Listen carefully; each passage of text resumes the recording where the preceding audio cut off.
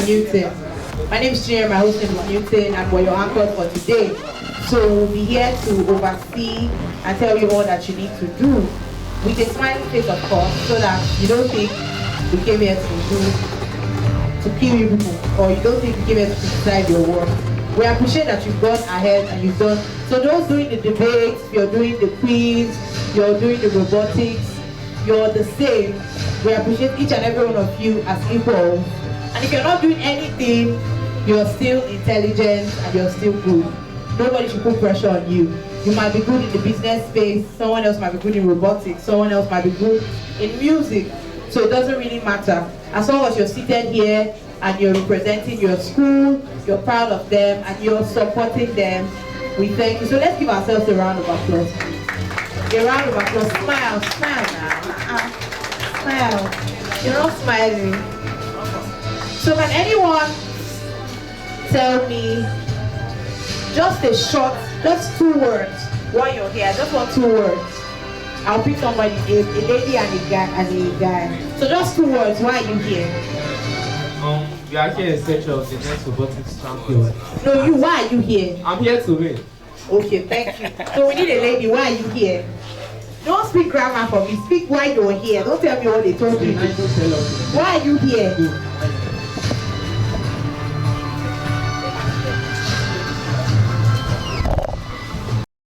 So the judges are coming in soon. So let's give them a round of applause.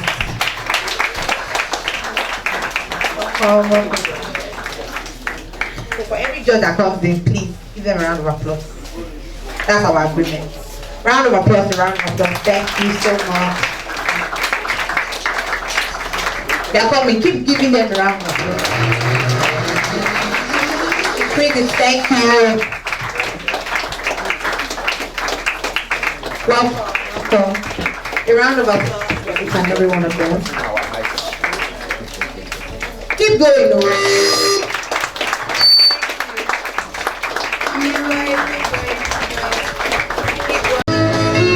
Okay, final round of applause before we go into the introduction. Thank you for making it. Thank you, sir. Thank you, ma'am. Thank you. Thank you. Thank you very much. Thank you very much. So we have the amazing judges here. You're welcome, sir. You're welcome, ma'am.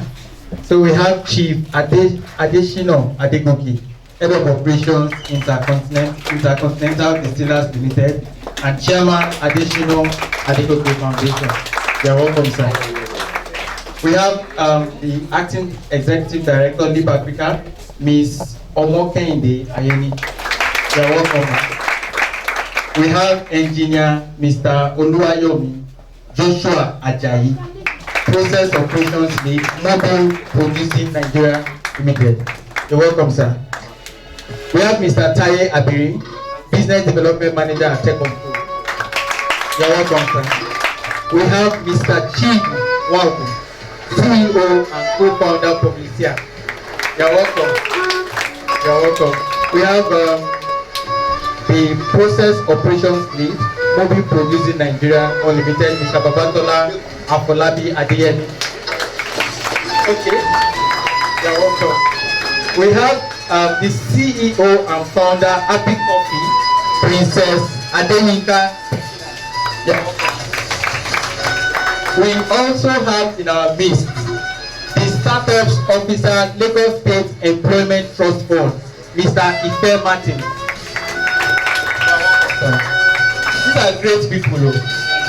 We have Mr. Daniel Akinduni, Project Support Impact Investors Foundation. You are welcome, sir. Thank you so much. So we'd like to invite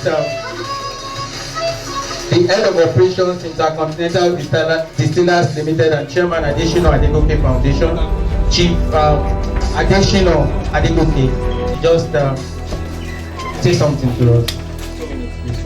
Something. Can I start there? I know you came with it. Okay. Yeah. Okay. I'll find my way out. Okay. Thank you. Hi, children. Good morning. Congratulations. So you are here finally. And you can clap for yourself. never had this kind of opportunity in my life. Never. When I was younger, it was never like this. We're in a village, I could see a number of people putting on ties. Things are changing, you know, and that is how life continues to change. I'm happy you have gone through a number of things and you are developing this fast. Life is about those who are able to solve other people's problems. I don't know why you know about that. Those who will make money are those who are able to solve other people's problems. If you are not able to solve other people's problems, you are not likely to make money. When you sell food, you solve the problem of hunger of some people. So if you don't have food to sell, somebody is hungry, you can't make money from such person. I'm delighted. Your teachers, facilitators, coordinators will have guided you this far. Take it as opportunity of life. It's the beginning of a journey. You have not got there, but by the grace of God, you will get there. Open your mind today. It is not about who comes first or who comes last. No, it's about those of you that will take advantage of this foundation that is being laid here today to take you into the higher future. And it shall be well with you. Congratulations. Thank you, sir. Thank you so much, sir. Please, inviting Mr. Udo Operaifo to just say one or two words. A round of applause, please. A round of applause, please, as it comes.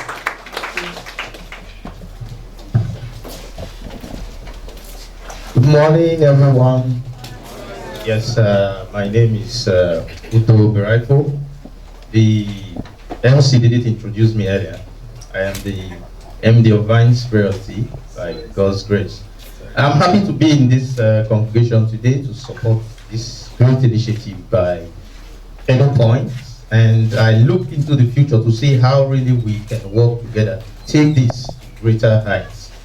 I want to say first of all, congratulations to everyone for being here, and I'll be talking briefly on the children and the future. But I had prepared a presentation for this. A few minutes ago, I was informed we won't be able to do that. So I'll just speak on something that can help us to continue to better our lives, starting from this point. There's something I always tell people, which is a cheat code to life, or I would say life hack, that if you know and you have it in what you do, you must, I use the word must, M-U-S-T, succeed, and you will be happy in life. Amidst so many things, that cheat code is getting the right mindset. When you have the right mindset, it refines how you think, it refines how you see yourself, it refines how you interact with people. Intentionally, I wore this beautiful attire today, and it defines or tells something about me. I'm from Edo State, I'm Eastern by tribe, and this is my traditional attire. And wherever I go, people can identify those who know. First of all, when you see me wearing this, you know I'm an African, isn't it? And I'm very proud of it. I'm black and I'm proud. I'm proud to showcase myself and to tell people who I am as an African and where I'm from. And this defines me. Having the right mindset will help you to first of all know yourself. And when you know yourself, in whatever you do, you begin to think and act from that point of view. And then again, I have a simple word that I use in all I do. I say humanity first. That word has been my principle that guides my actions, that guides my thoughts, that wherever I go to. And it is because I have the right mindset that I am able to adopt that, and it has controlled and helped me all through life till this point. Humanity first, because wherever I go to, I see every human being, every person as a human being first before anything. I see a woman as a human being first before I see her as a woman. I see my wife as a human being first before I see her as my wife. I see my colleagues, my employees. I see them as human beings first before I see them as employees. Therefore, how does that help me to relate with them? Wherever I go, whenever I want to treat them, if I'm thinking about myself, if I'm running my business, I'm thinking about profit. But while I'm thinking about profit, I'm thinking about the people that I work with. They want to grow as well. How can they grow? The employees, the customers, the clients. They want me to give them good service. How can I ensure, see them that, how can I meet these needs of theirs? Wherever I go to in my home, I see my wife, I look at her. Whenever I want to treat her or do anything to her, I begin to think, she's a human being first. If I do this thing that is wrong to her, will it be fair? How will I feel if I are treated that way? Therefore, I act towards her from the point of seeing her as a human being first before I see her as a wife. I don't know if you understand what I'm trying to say. I'm driving somewhere. We should, at every point in time, imbibe this culture, learn how we can acquire the right mindset in all we do, in how we think, in our daily activities, in how we relate to people, in how we see the world, in how we see ourselves. Having the right mindset is key to all we do for success and for us to be happy in life. Once again, thank you all for giving me your audience. Thank you. Thank you very much, sir. Thank you. Thank you very much, sir. Thank you so much. So, quickly, we are here for quiz, debate, and robotics, right? How many of you are excited to be here? Some of us are nervous. Please relax. How many of you are excited to be here? You are excited to be the next RoboCode champion, right? So you want to go to US. Please, you will carry me along. It's okay. So we'll go to the meat of the matter. Introduction of the schools. And I would humbly ask Chinyere to introduce the schools that make it to this point, as well as the head of schools introducing themselves. Thank you. Okay, so I'll start by calling our finalists. We have the Dudu Yemi Memorial College. When I call, please round of applause for yourselves. And the head teacher is Mr. Mutiu. That's the person representing.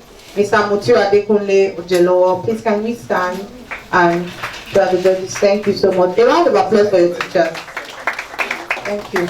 We have the participating students, Adeyanju Demilade, Kehinde Aderomu, Deborah Adegoke, and Hadia Abiola.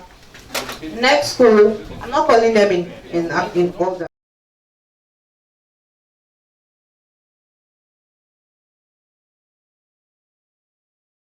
Graceland. 69. 69. Question 69. Website developers that deal with both sections of the website are called A. Multi-section developers, B. Full-stack developers, C. Universal developers, and D. Front-end and back-end developers.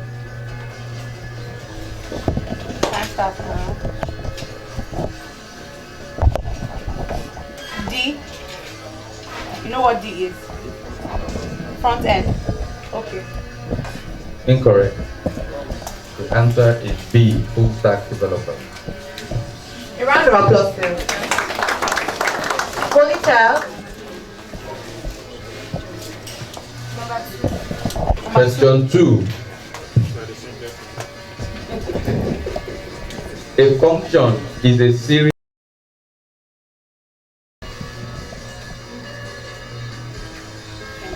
Set of correct. A round of applause. First practice, where are you?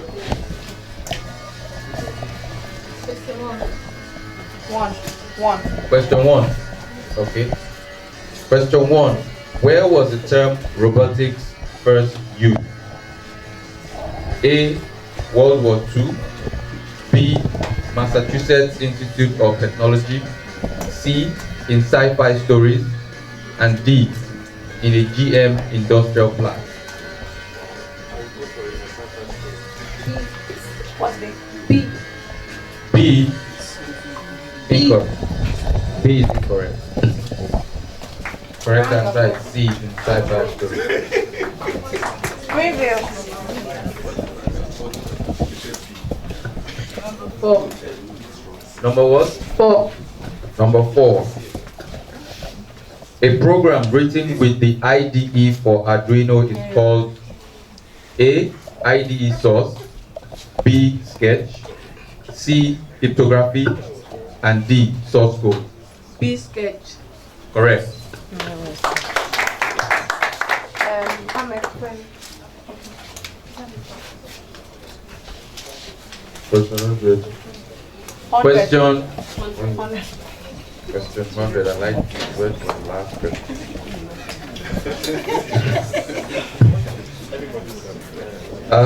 Please, you need to choose another question. The answer to question 100 is not here. Question what? 1 is gone. Choose another question. Question 99. There's no question 99. What is here? Question 5. Question 5. You're dodging the question. Eh? Okay, question 5. What is a type of robot that completes monotonous or repetitive tasks? A. Autonomous, B.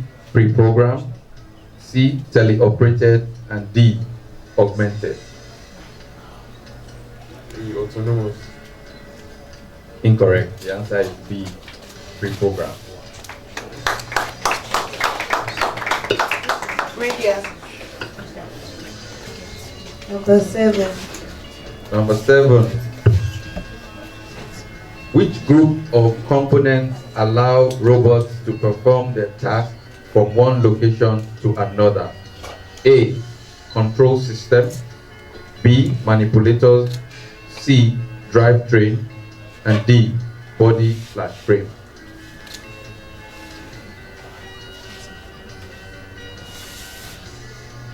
A. Incorrect. C. Drivetrain is the correct answer.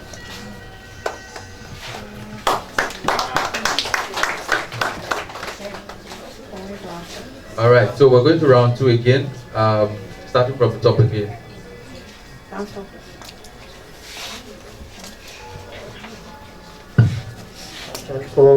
Question 12. Question 12. The following are high-level languages except A. Python, B. Java, C. Pascal, and D. PHP. C. Correct. Pascal. This one.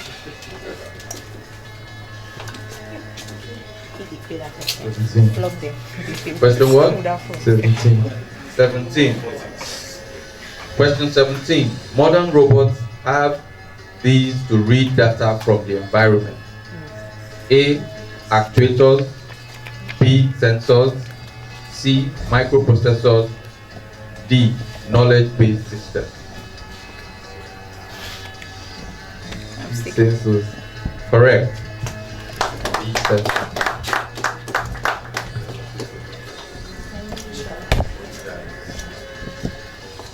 Question 6. Question 6. Machine language uses dash. A. Pattern of bits, B. Statements written in English, C. Mnemonics, and D. Statements written in Tagalog. C. Incorrect. Correct answer is pattern of bits. First vacuum. What? 8. Question 8. Dash are pre-built circuit boards that fit on top of Android. A.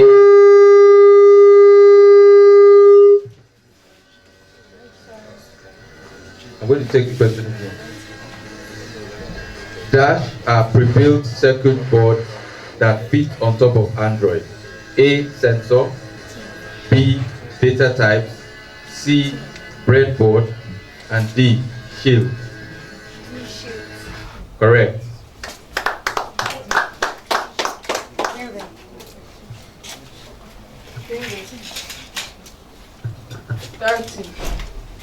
Question 30.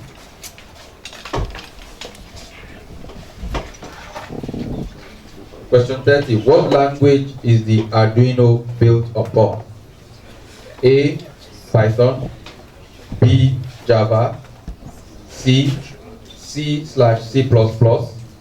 And D. Fortran. C. Correct.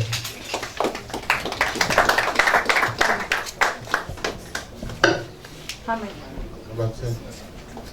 Question 10. In the Arduino, what is the symbol used to calculate modulo? A. The percentage symbol. B. The hash symbol. C. Exclamation mark. And D. The dollar symbol. So please, can you come again with the The question. In the Arduino, what is the symbol used to calculate modulo? A. The percentage symbol. B. The hash symbol. C. Exclamation symbol. And D. The dollar symbol. The percentage symbol. Correct.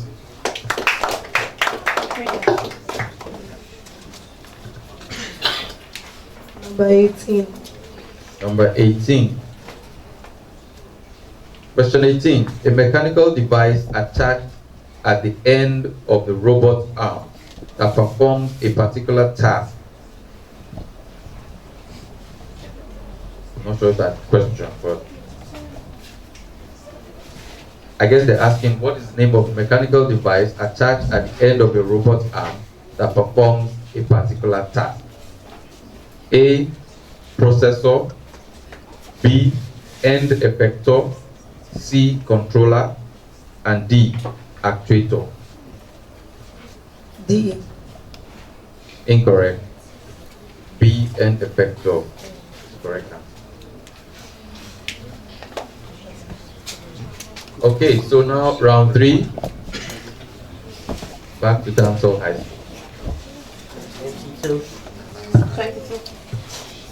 2022. Question 22.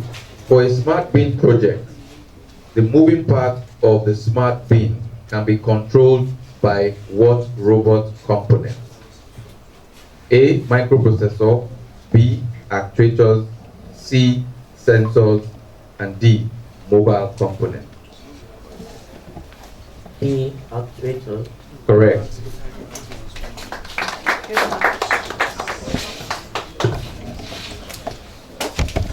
Great plan. 25. Question 25. The following options are data types in Python programming except A. Print. B. Float. C. Boolean. And D. String. A print. A. Print is correct.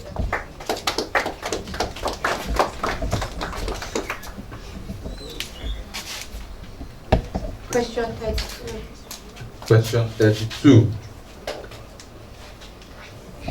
Expand PWM into the full form. PWM. A. Plane width modulation. B. Pulse width modulation. C. Pulse wide modulation. And D. Plane width media. B. B is correct. Pulse width modulation.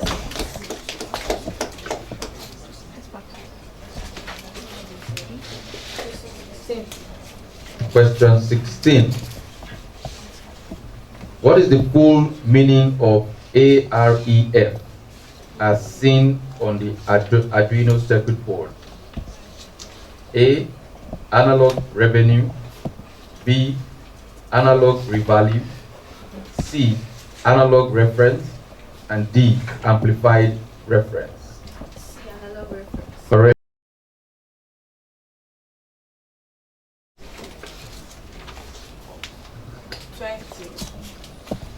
Question 20. The path through which charges flow to power a component is called A, voltage, B, electricity, C, circuit, and D, battery.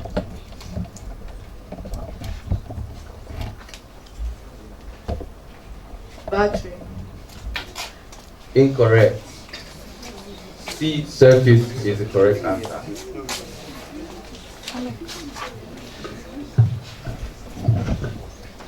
Question 50. Question 50.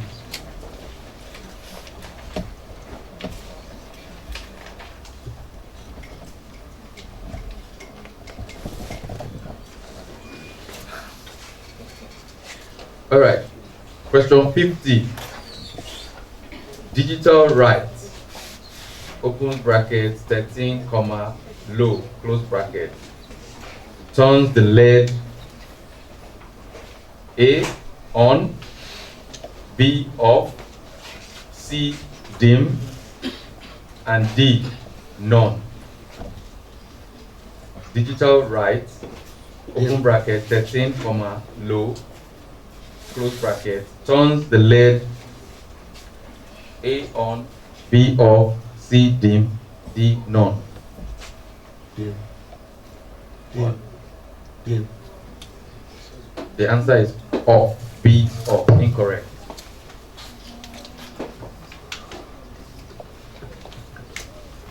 Question 33. Question 33.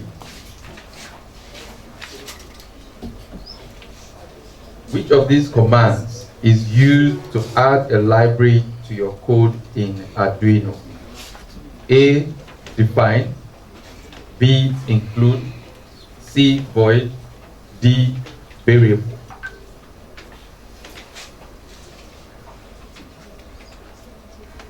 Which of these commands is used to add a library to your code in Arduino? A, define, B, include, C, void, D, variable. D. Incorrect. B, include, correct answer.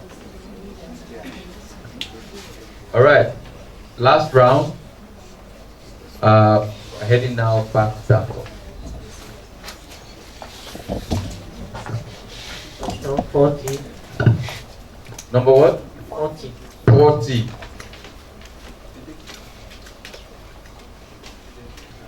Arduino shields are also called A, extra peripherals, B, add-on modules, C, connectivity modules, and D, another Arduino. Can you say the options again? A, extra peripherals, B, add-on modules, C, connectivity modules, and D, another Arduino. B, add-on module. Correct.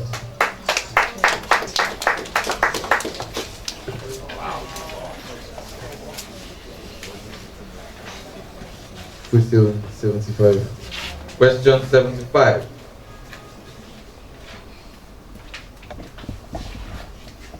The odd one out is A, HTML, B, CSS, C, Notepad, D, JavaScript. The odd one out, A, HTML, B, CSS, C, Notepad, and D, JavaScript.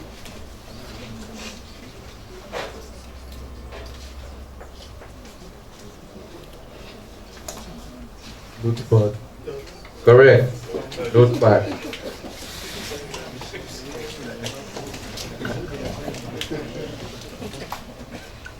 Question 42. Question 42.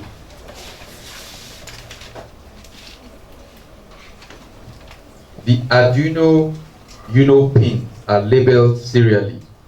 What number is the last of them?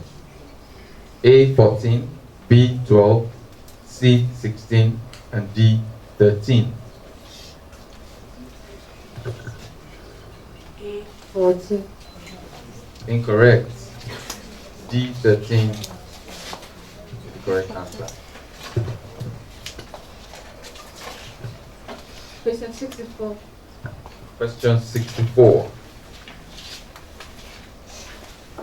I was wasting too much time manually sending. There's no question 64. Sorry. And choose another question. Question 24. Question 24.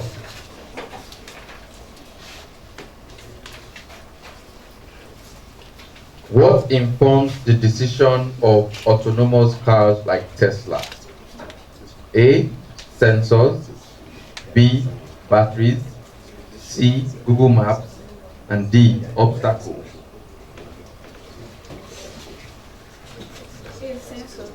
A, sensors is correct.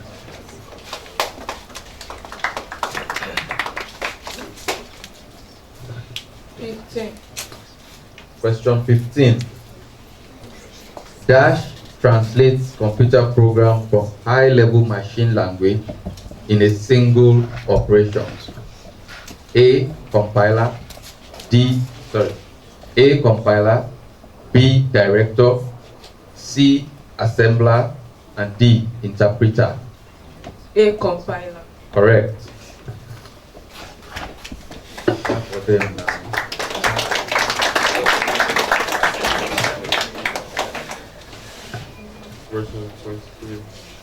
Question 23. All except one are types of artificial intelligence. A, artificial super intelligence. B, artificial augmenting intelligence. C, artificial general intelligence. D, artificial narrow intelligence. So please repeat your All except one are types of artificial intelligence. A, artificial super intelligence. B, artificial augmenting intelligence. C, artificial general intelligence. And D, artificial narrow intelligence.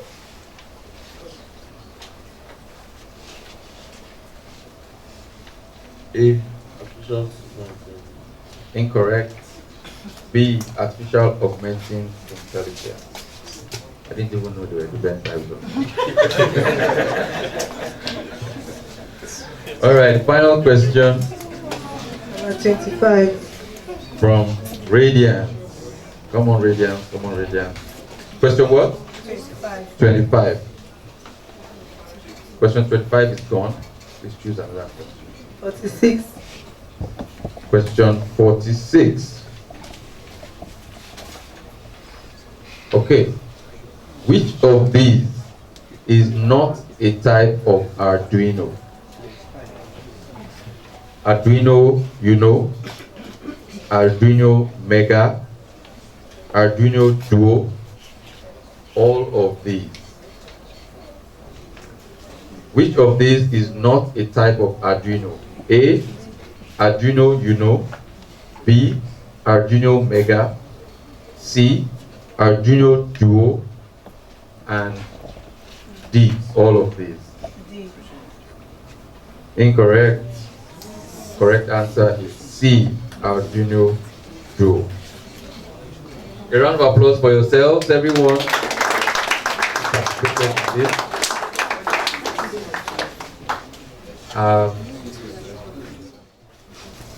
So, at the end of this session, first of all, put a round of applause for yourselves. You all did amazing, amazing. It's not easy to answer questions.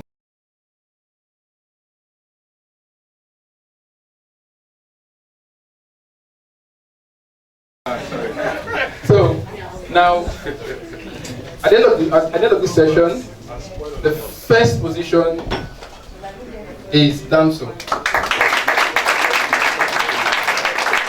Fantastic. Don't worry, you'll be around after the session. Don't worry. Now, but we have 3 ties because we have to quickly go into the debate session. Judges are waiting. They are very busy executives. So quickly, we're going to ask you a sudden death question. The chief judge will ask a question. If you fail it, the next person gets it. So that's when the bonus comes into play. If you fail it, the next person gets it. That means you are out. Until we get second and third, and then already this is the first. Then we get the remaining ones to pad it up. Okay? Are we ready? Sudden death question. If he asks you, you couldn't get it, the next person will answer that question. The person gets it, then that means the person have qualified. Okay? Are we okay? Are we okay? So you will not choose. The judge will ask question from his cup, from his bank. Okay, so we're asking this question to Greenland, First Baptist, Yes, and Greenville Yes. Liberty. Yes. Okay. All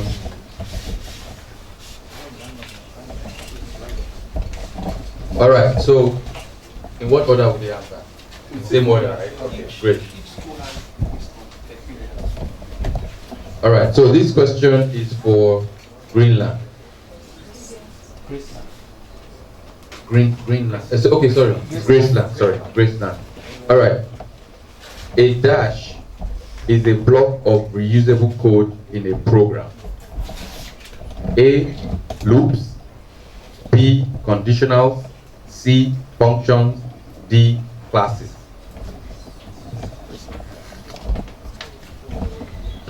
Please, can you repeat the options again? A dash is a block of reusable codes in a program. A, loops. B, conditionals. C, functions. D, classes. Functions. Correct. Round of applause for him.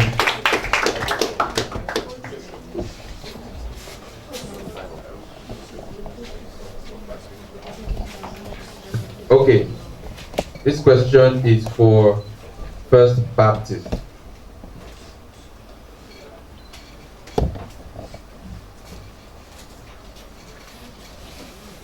A DC motor is an example of A microcontroller, B, a sensor, C, an actuator, and D, a frame. A DC motor is an example of A microcontroller, B, a sensor, C, an actuator, and D, a frame. Sorry? C, acceptor. That's correct. Round of applause for that.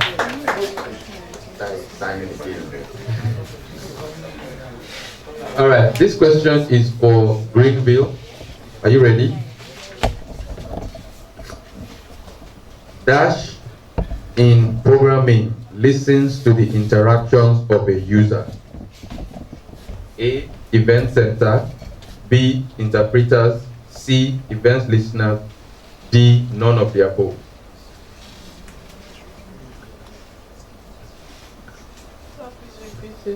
Dash in programming listens to the interactions of a user. A, event center. B, interpreters. C, event listener. D, none of the above. D. Incorrect. C, event listener is correct answer. All right, so now we still have a tie. We're going to do another round. And this is between Graceland and First Baptist. Graceland, are you ready?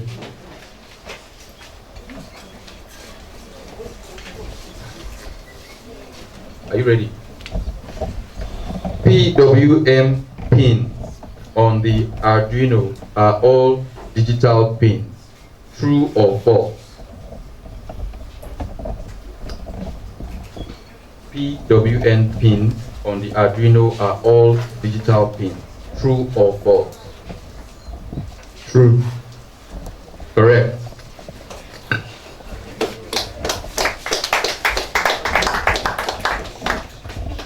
And this question is now for First Baptist, right?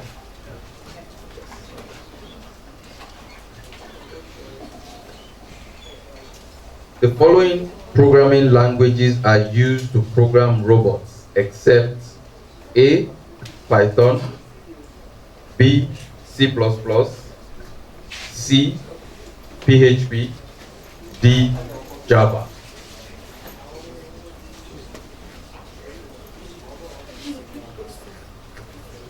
Please repeat the question. The following programming languages are used to program robots except A. Python, B. C++, C. PHP, D. Java. D Java. Incorrect. The correct answer is C. PHP. I believe our tie has been untied. Yeah. So, clap yourself again. Round of applause. So, at the end of this session, Danso is already in the first position, followed with Politai. Oh, sorry, Graceland, second. Then the third is First Baptist.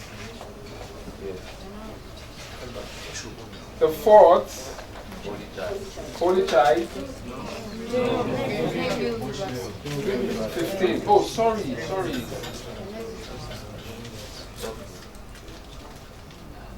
There's no last though. Somebody got everything. Oh, sorry. Okay, so we've come to the end of this session. We'll move straightly into the debate session now. We will not do the award stuff right now. We'll do it by the end of the session, by the end of this session. So clap yourselves again. So your presenter should start getting ready. Right? Okay, so we have the topic on the screen: to improve national technological growth in Nigeria. Secondary level robotics study should be integrated into the secondary school's curriculum, rather than being restricted to higher education. You are meant to support or oppose. And you have 2 minutes. Just calm down. Are you supporting or you are opposing? Supporting. You are supporting. Okay. If not, yes. A very cheerful good morning to my distinguished judges, my sponsors, and my fellow co-debaters. My name is Aderom Kende. I am a representative of AMEC, and I would like to support the motion which says to improve national technological growth in Nigeria. Secondary level robotics studies should be integrated into the secondary school curriculum rather than being restricted to the higher education. Now, learning coding will soon become essential in the world. This is because the world is becoming more and more technical driven, and this is seen in the development of robots and machines to make life easier for man. Now we're moving on to the reasons why robotic learning should be integrated into the secondary school curriculum. 1, we have creative thinking. 2, we have engagement. 3, we have preparedness. 4, we have programming skills. 5, we have teamwork. And 6, we have fun. And 7, we have development of countries. I'll be explaining creative thinking. Now, many fields of study do not combine both fun and creativity together, but many studies have shown that robotics does. In fact, students actually like when they can partake in something they have full control over, and this is seen in robotics. Second, I'll be talking about preparedness. What this is trying to say is that when you learn coding early, around secondary school time, you'll be able to understand things that happen, like when you're in higher education, because many students will not really understand what is actually happening in higher education, and they may actually fault and stuff like that. So I think next I'll be explaining teamwork. Many people in the world do not like to cooperate and tolerate others. But when you learn coding and robotics, you understand that you can't do everything by yourself, and you will decide to go and depend on others, which will actually help you and also develop your social coping skills. Now, in conclusion, this is a clarion call to all decision makers in the corridor of power to integrate robotic learning into the secondary school curriculum. Thank you, and may God bless you.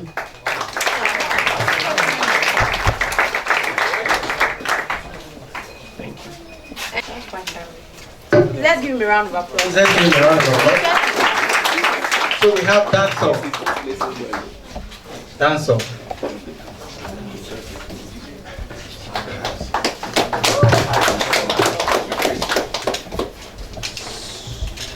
So you know the topic, right? Okay. Are you supporting or opposing? Supporting. The floor is yours.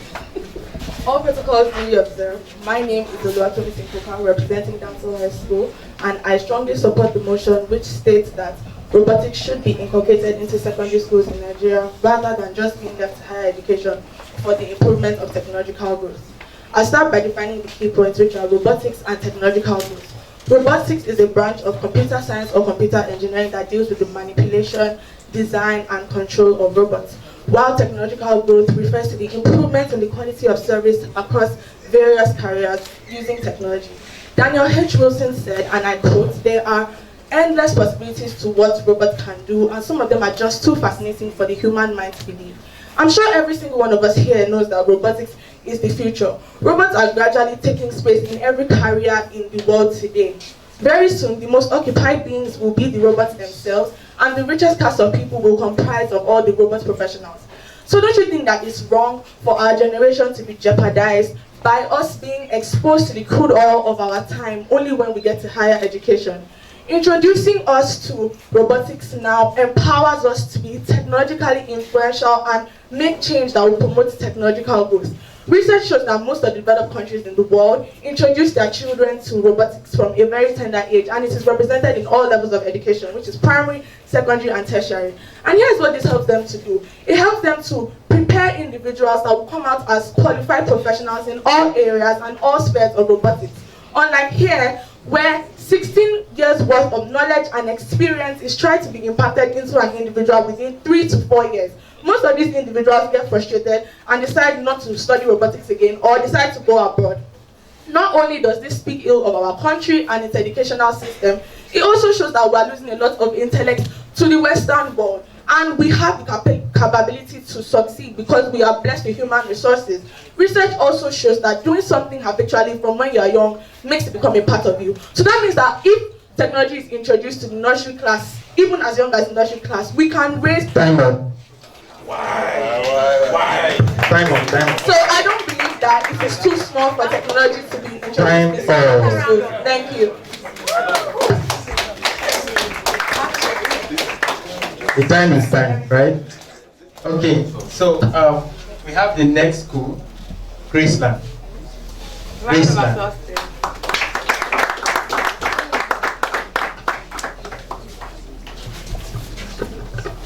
Good day, Mr. Chairman, panel of judges, co-debaters, ladies and gentlemen. I am Jacob Bukame Abasi, and I stand to oppose the motion that robotic studies should be inculcated into the secondary school curriculum rather than being restricted to higher education in order to improve technological growth in Nigeria. To start with, robotics is a study that will incur a lot of expenses on the school. The exorbitant price of the robotic kits and other requirements for an efficient study cannot be afforded by all. This might not be a problem for private schools, but how about the public ones? This means that only the few elites will be able to afford and greatly benefit from this study. Furthermore, robotics is a study that requires optimum attention and therefore will cause distraction among many. Since it's a very exciting course, most students might lose focus of their other subjects and fail to give equal attention to them, which will make their grades to suffer. In addition, not all students will be interested in robotics.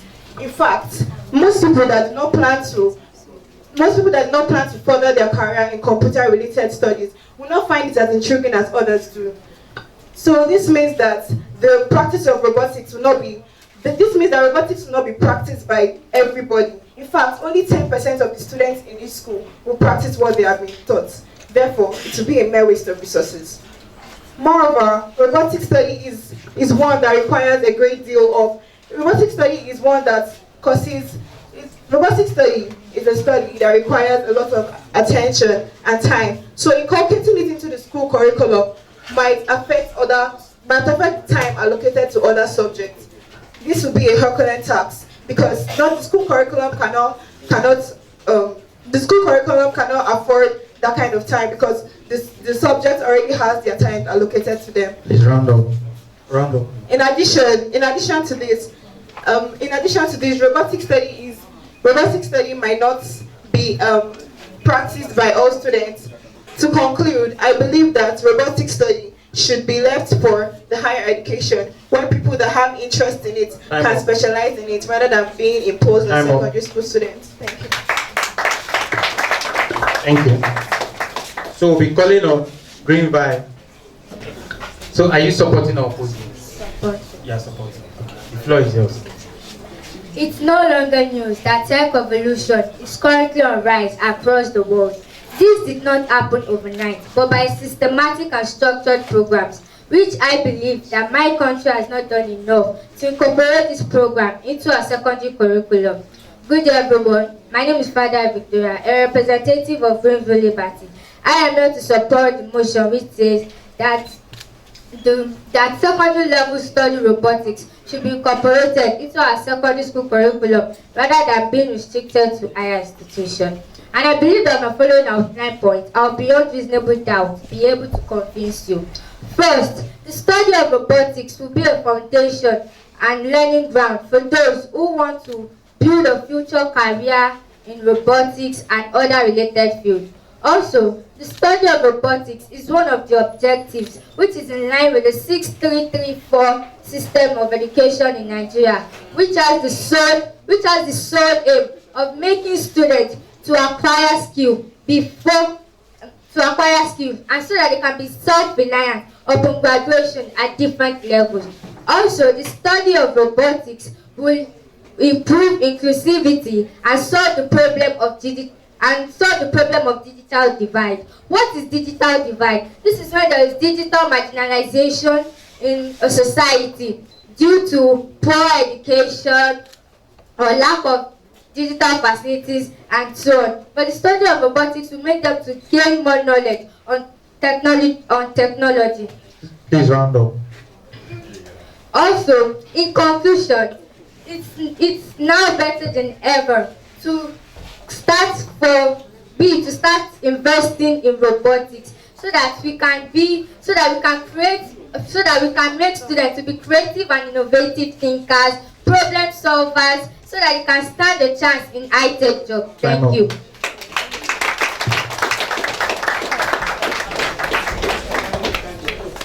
So we have Radiant. A round of applause. Radiant, are you opposing? You are supporting? Okay.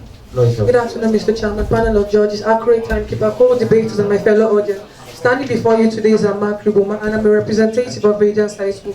And I'm here to support the motion which says to improve national technological growth in Nigeria, robotics should be integrated into the secondary school curriculum rather than being related to higher education. Firstly, before I proceed, what is robotics? Robotics is an indisciplinary branch of computer science and engineering. Robotics involves the construction, operation, design, and use of robots. The main goal of robotics is to create machines that help humans in their day-to-day activities.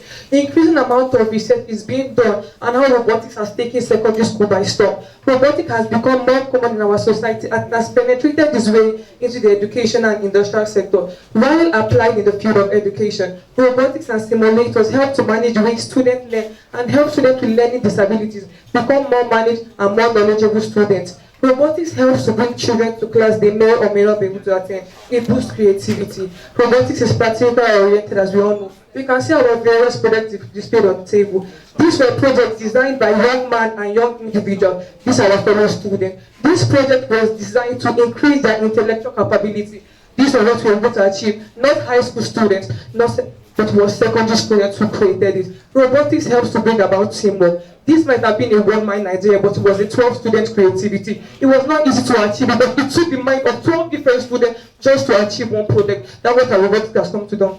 Robotics is an exciting field that is gradually gaining popularity. As Alan Kay once said, the best way to predict the future is to invent it. So I hope I've been able to feed you and not to brainwash you that if robotics is integrated into our secondary school curriculum, that I believe that it will have a way of creating more career opportunities for our students. Thank you. Thank you. Right on time. So we have First Baptist. So we are beginning to feel the fire. Are you supporting or opposing? Support. Good morning, okay, please, hello, please, can we have one house? Okay, the floor is yours. Panel of judges, Principal, National Data and Audience. My name is Richard Akuma and I'm from First Baptist Academy, Nigeria Global Support. I'm here to propose a notion which states that in improving national technological growth in Nigeria, robotics should be integrated in secondary level education rather than restricted to higher institutions. But what is robotics? Robotics can be defined as the creation, manufacture, and design of robots. Hence my point. 1. Faster assimilation. Robert J. Havigos, a renowned psychologist, proposed the theory of the mental tax of humans. In it, he affirmed that students between the middle childhood to adolescent age, ranging from the age of 6 to 17 years, have higher learning and creative abilities. Therefore, they can be able to assimilate robotics faster. 2. Financial benefits. In 2019, a 9-year-old boy based in Lopara developed over 30 mobile games. He is currently an ambassador of Visa and Microsoft. His games can be seen on Google Play Store. He is financially independent at that age. 3. Career opportunities. An 11-year-old girl, Imawala Mayaki, established Code Kid, which is an ICT academy for young girls in Abuja, Nigeria. She gained admission into the Meribari University of USA to study computer science. 4. Increased creativity. Even here in Lagos, we have the famous Ikorodu boys, who are a group of young Nigerian comedians and mimickers who have created multi-million-dollar movie thrillers. The age range of these boys from 10 to 16 years old. They use household items to create movie thrillers. 5. We have better problem-solving abilities. The Industry Spark 1.0 Challenge of 2019 brought out Team Neptune, which are a group of 9 SS2 students for the competition. They brought out an idea for an all-inclusive health insurance scheme. Their idea won competition. 6. We have increased intellectual prowess. The integration of robotics in secondary level education will increase students' knowledge in all subjects, just as the EduPoint RoboCode 1.0 competition has increased and created awareness in students on coding, programming, and robotics. 7. Self-reliance. The 11-year-old genius Imawala Mayaki established Code Kid, which is an ICT academy for young girls in Abuja, Nigeria. She was one of the youngest persons to gain admission to study in the Meribari University of USA. With the aforementioned points, is it not clear that without integrating robotics in secondary level education, there will be no real national technological growth in Nigeria? Your guess is as good as mine. Thank you.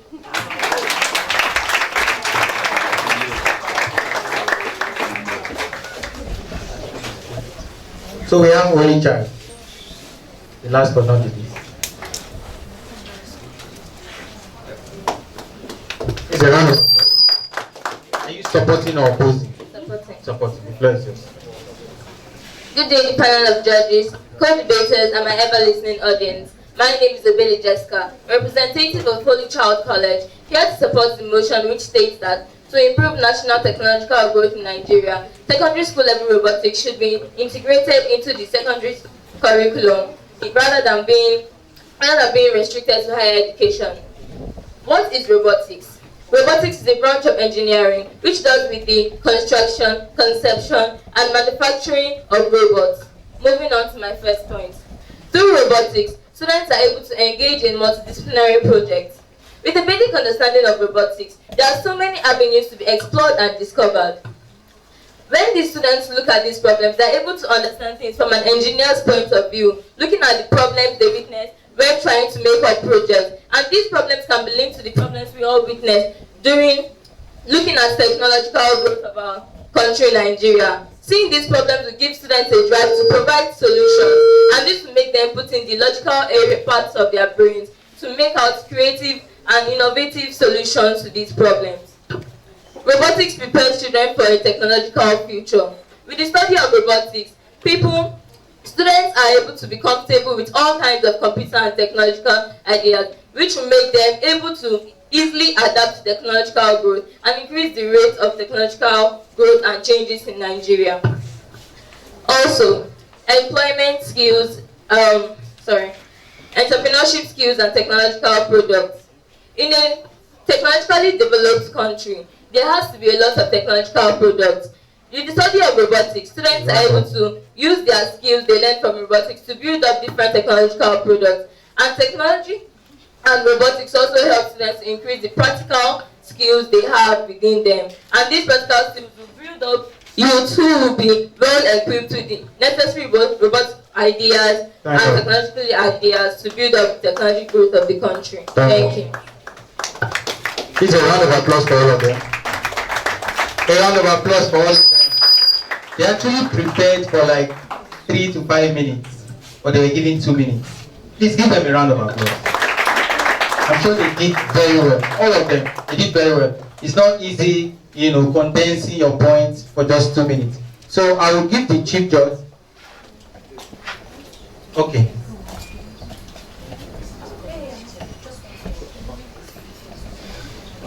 Thank you very much, everyone. I have a question to Baptiste. Baptiste. Is it the one with the purple? Yes, that's correct. So when you opened up your definition of robotics, I heard what you said about engineering. Or do you mind? I can't see you though. Okay, do you you mind can come. defining robotics, and then I'll ask my question real quick. Okay, I said robotics deals with the manufacture, design, and creation of robots. Okay, good. Now, what is the linkage between that definition and the Ikorodu boys scenario you gave as an example? The Ikorodu boys in Lagos, they are used. Robotics is actually can be used on machines, just things that can be able to function. That's also an aspect of robotics. So the Ikorodu boys have also, other than what I stated, they have also created CGI effects, like the ones they use in Hollywood. And also those moving trailers that they create, that's also, you can link it to robotics using machines. Okay, thank you. That's my only question for you. Thank you.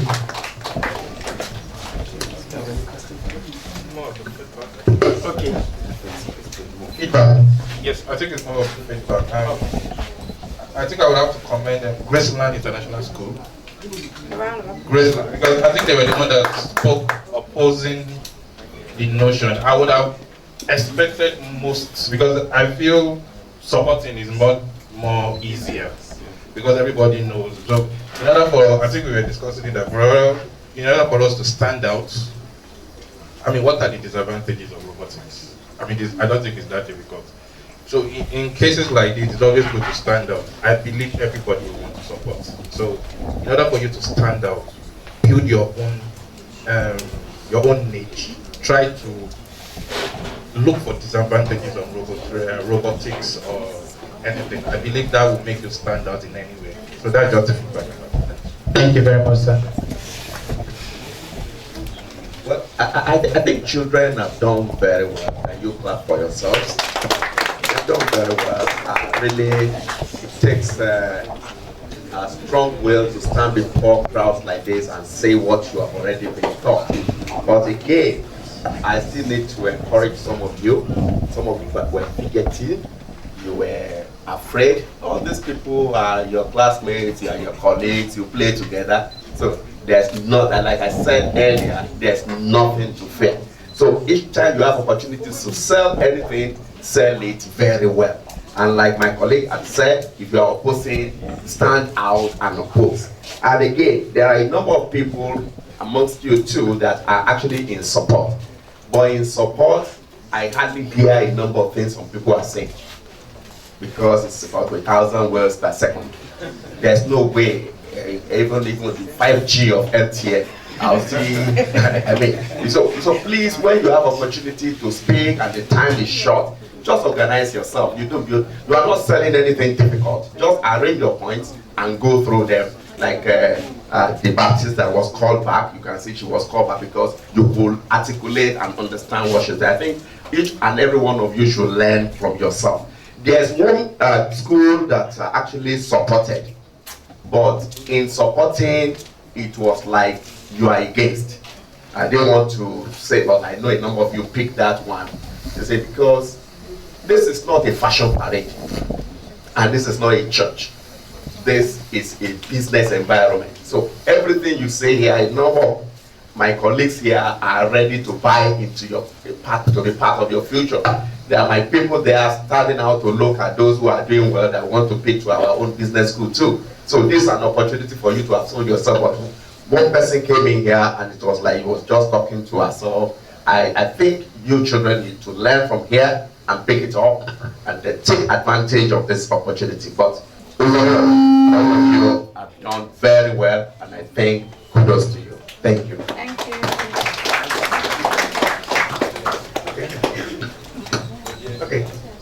Okay, I think the children have done very well. I just want to, just on a general basis, let you know that when you're in a competition, always target the crux of the matter.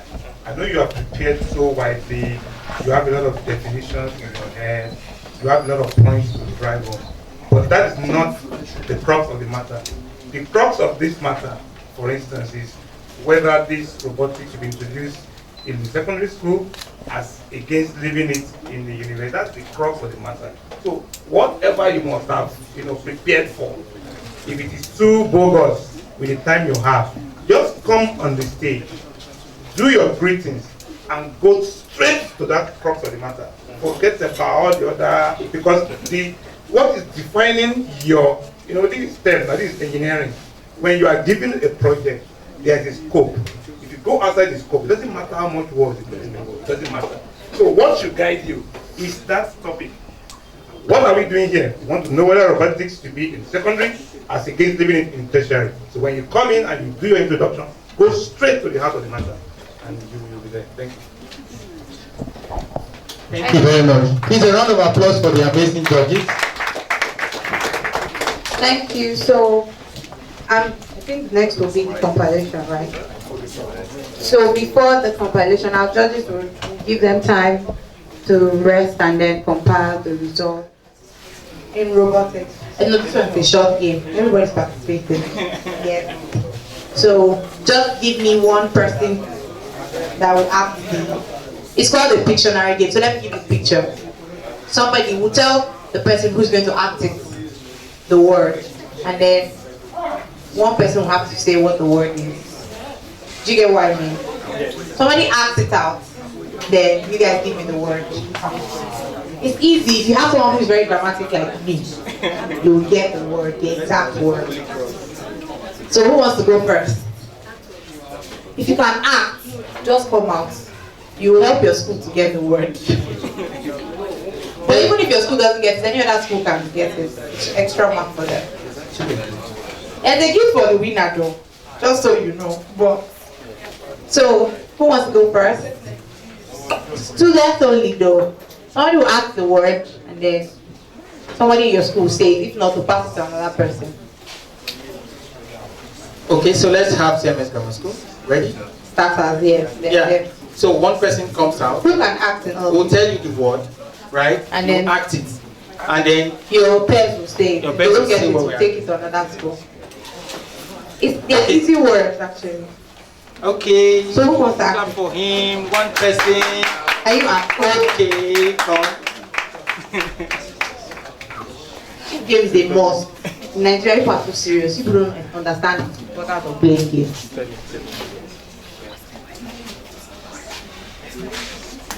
Okay.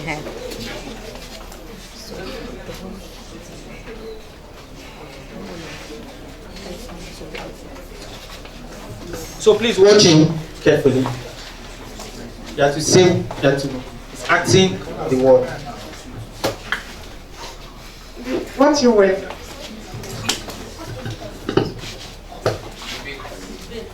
Wait, let him act it word. Please let him act it. He has like 15 seconds to act. Yeah, so you can think of it.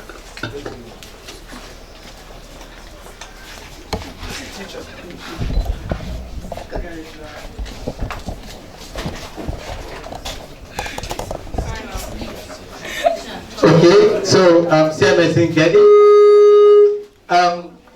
Another school, the next school, Liberty. What did he act? You have no idea. Okay, can you act it again? Just quickly, in 5 seconds again.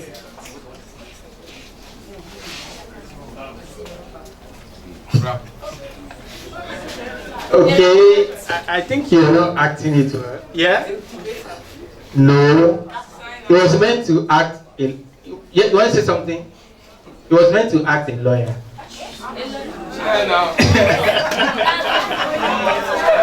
Okay, so the next school, please sit down. The next school, we want CMS. It's top grade here. It's top grade here. Okay, so I'll tell you a word. You will act it, and your partner will tell us what was being acted. Right?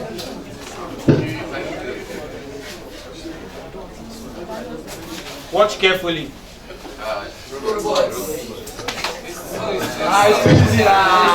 round of applause. Okay, so the next school is please a round of applause for him.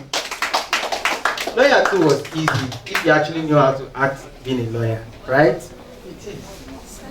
Okay, so the next school is Graceland School.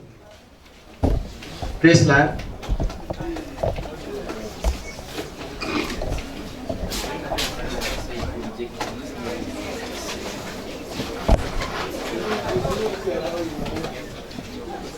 Watch him carefully.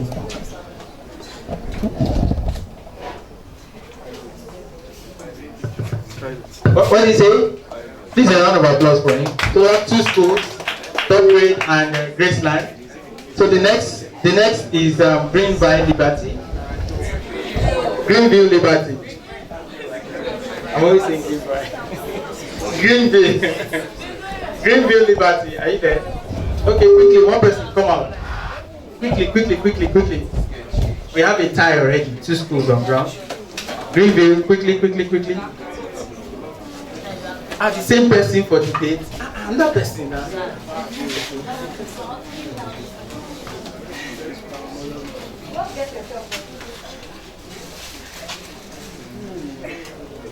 Hey, doctor. Yes, thank you. A round of applause.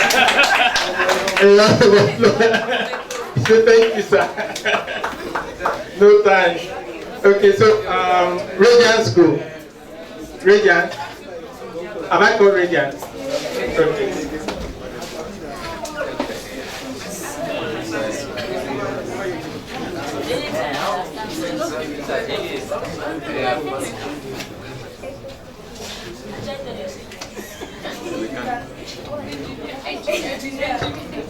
A round of applause, engineer.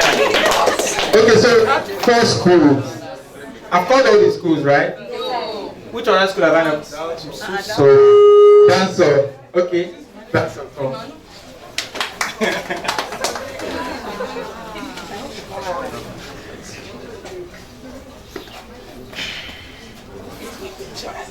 Teacher. Continue. Can I take some? No, you cannot. Yeah. Comedian. Yes. Please a round of applause for dancer. Comedian. Yes, comedian. Okay. Yeah, that was quite. Yeah. So I think it's only 1 school that didn't get it. So we had Graceland, top grade. So we'll just do 1 more so that we can do something there, right? Our judges, welcome.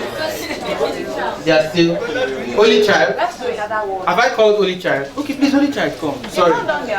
You know, you guys went for robotic, whatever. Sorry, please come. Please come.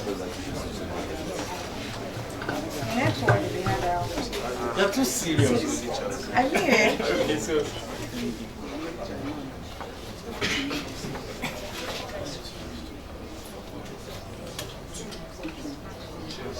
Chef.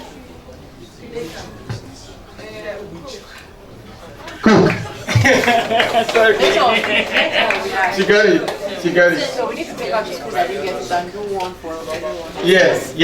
So we'll take out the school that didn't get it. The school that didn't get it was CMS. Okay. So we'll just do 1, and then the first school to get it. I'm the one that's going to. You are the one that will demonstrate. And the first school to get it. Will take the prize. Yes. Okay, it's an undisclosed prize. Undisclosed. Okay. It needs to be harder, sir. It should be hard. It should be very hard. Very hard.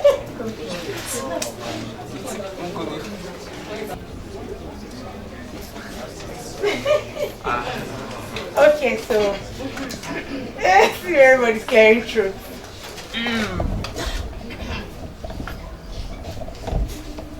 Okay. So it'd be better for you to go.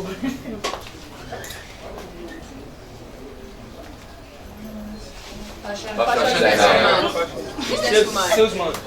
Business model. Fashion designer. Woman. Businesswoman. Businesswoman. Hairstylist. You guys are close, but keep going. Who said entrepreneur was only child? Is entrepreneur. I was waiting for you to go for business. So entrepreneur, you strap your bag, you put your shoes, you're always on the move. That's what it was. So when you said businesswoman, I waited for you to advance. I say you're close. So the Okay, first so a round of applause. I carried it back. Only child. Only child. A round of applause. So we want our disclosure to be disclosed during the prize giving ceremony. But I need to agree that dancehall is quite good at dictionary. Okay. They're actually quite good. Okay. Please a round of applause. We are all good. Okay, so while we wait for the judges, I want us to relax, right? You know we have like 7 schools here. 7, right? 7 schools. I'm going to be sure all the robotics people are ready. Are they already? Okay, so I think that we should know ourselves, right? Somebody from CMS should know somebody from dancehall, right? Somebody from dancehall should know somebody from Holy Child. Somebody from Holy Child should know somebody from Radiant. So I want you to quietly speak with 2 people from the other school, okay? Get the person's name, the person's favorite food, and then the fun thing about the person. Just network. Speak with the person. You can exchange numbers. Just speak with the person. I would ask you. Okay, so network. Speak with at least 2 people. At least 2 people.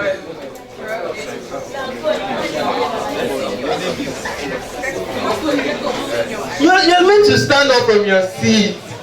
All of you. Network. You have to network. Please, are you speaking with? I want to announce the taking it from the bottom to the top.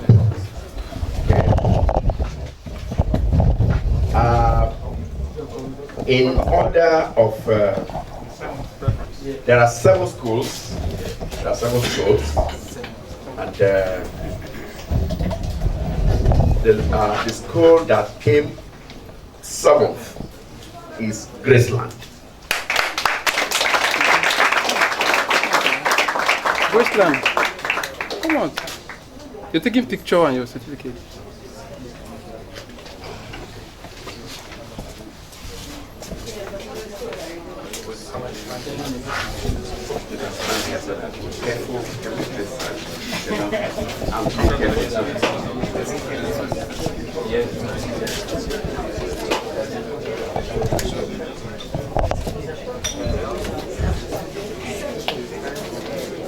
The school that came 6th is Holy Child.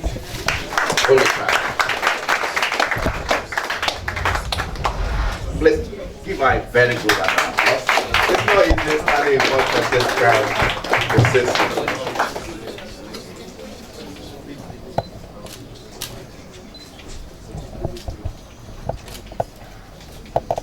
The 5th school is Hamek.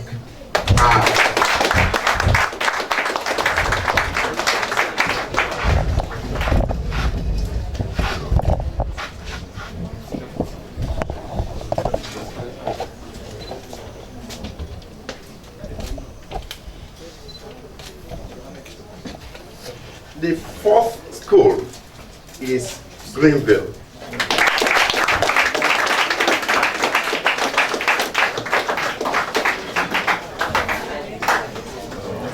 My darling, congratulations.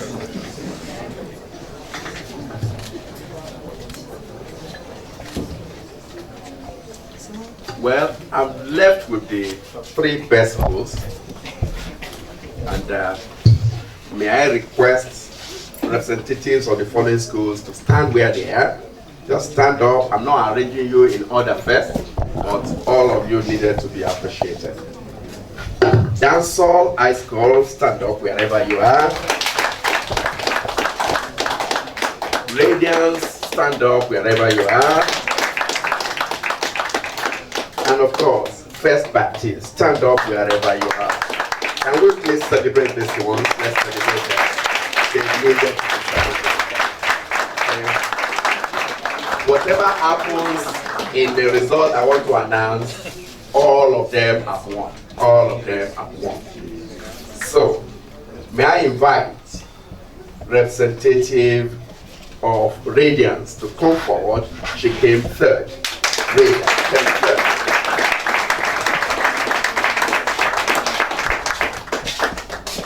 Congratulations.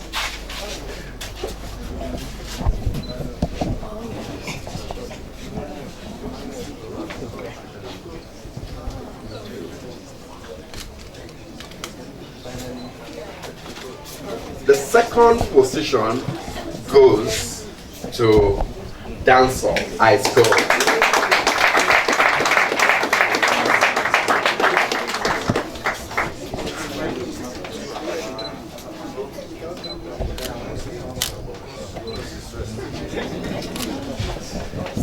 And of course, the champion. Fred Baptist.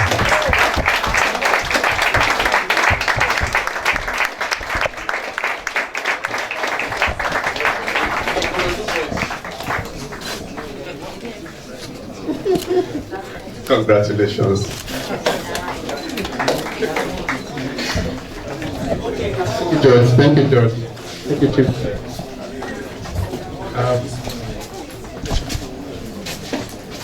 Quiz master. So for the quiz, that was for debate.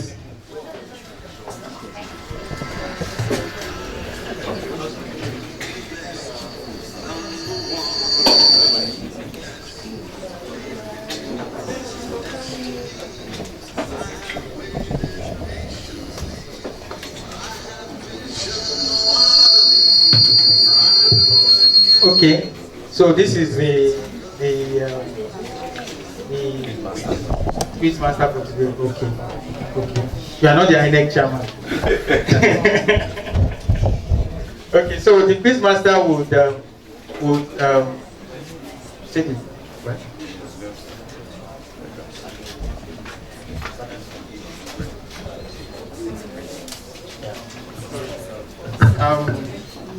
What you want is not just certificates. The loads of gifts there for you.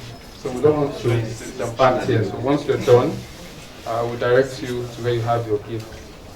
It's already packaged for first, second, and third. But the fourth, fifth, sixth, seventh is just certificate. For you all are all winners. Okay, you're all winners. Then for the robotic competition, there's a cash reward. A check, there's a cup, and there's a list of gift package for you. So whatever you see, we don't want to muddle up the place. It's already jam-packed already. So we already have your details. Once you're done, before you leave to your hotel or to your places, we'll give you those gifts, okay? All right, thank you. Can we please have the representative of Radiance for the 7th position of the quiz? A round of applause for her.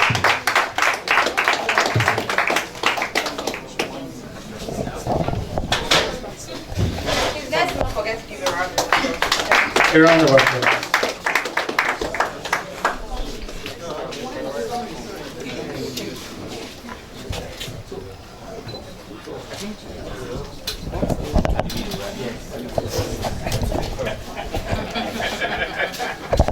You can see how that attire is also matching Radiance.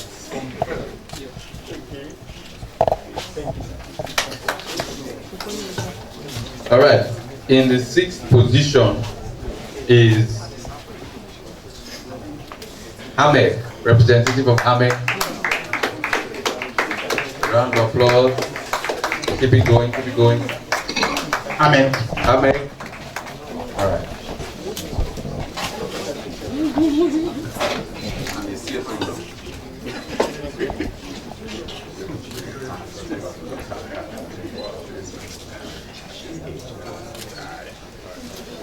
Thank you very much. In the 5th position, we have Holy Child.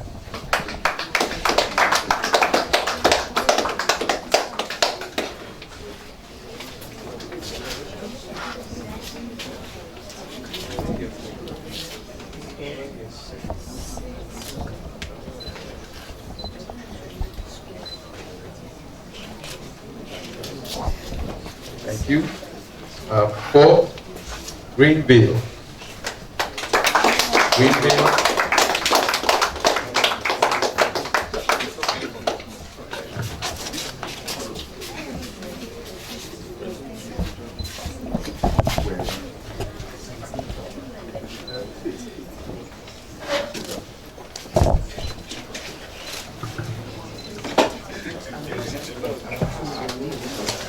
All right, so we're left with the third, second, and first. The judge presenting that. Okay, in the third position is First Baptist.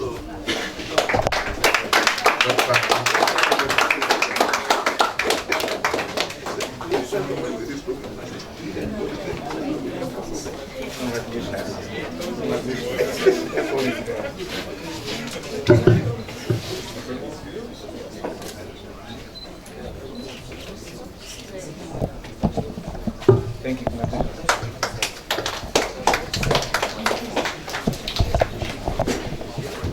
In second position, we have Graceland.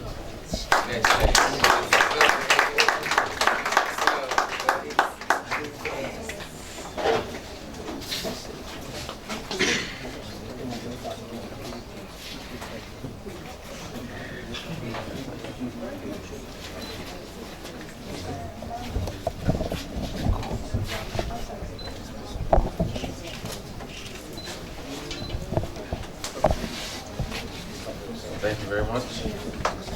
And to the final, first position, even as Quizmaster, reading all those questions, I had no idea what those answers were. But, I mean, for Dancehall getting all of those questions right on the very first attempt, I think they all deserve a round of applause. Dancehall, you can see now, their people, they always wear glasses. So you can see. So you can see their people. Congratulations.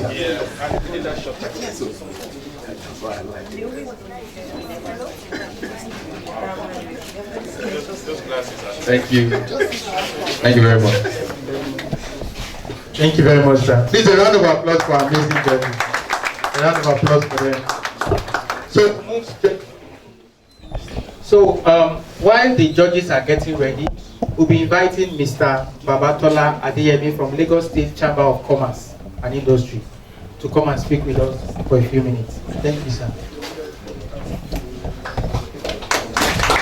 Please, a round of applause.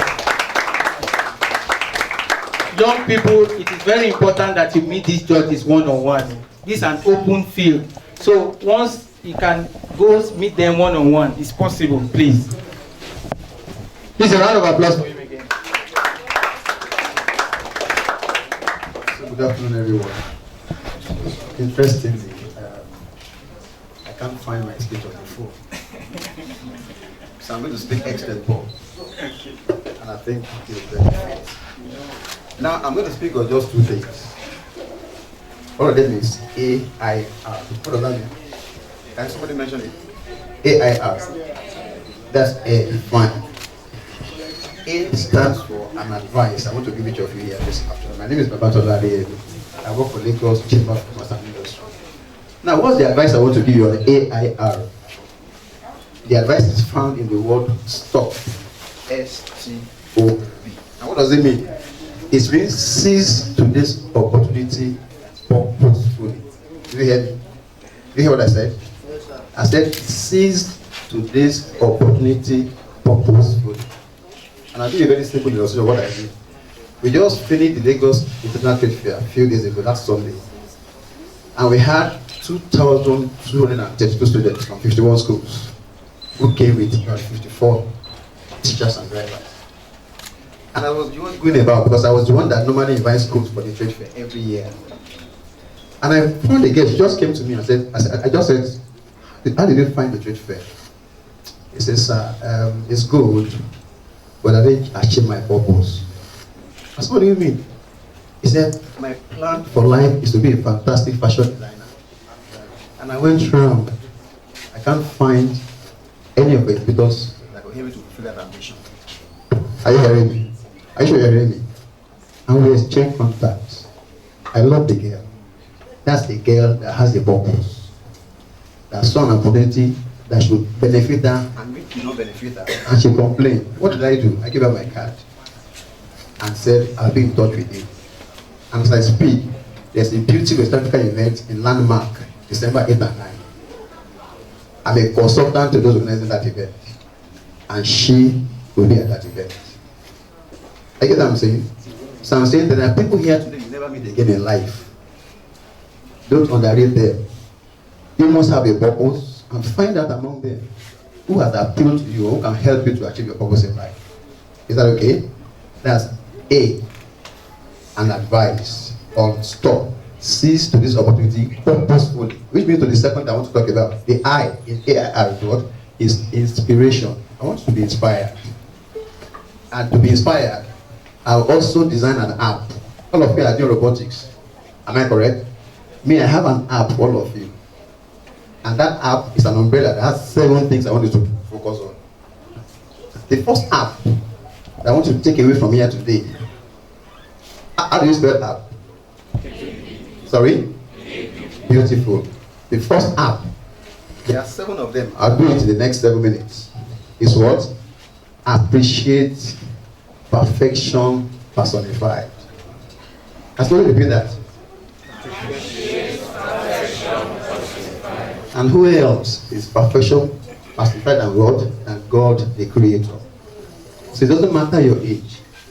Appreciate the place of God in your ambition, in your plans. And always ensure that you praise Him. Even though being here is because He has positioned you to be here. That's the first app. Are we good? The second app is what?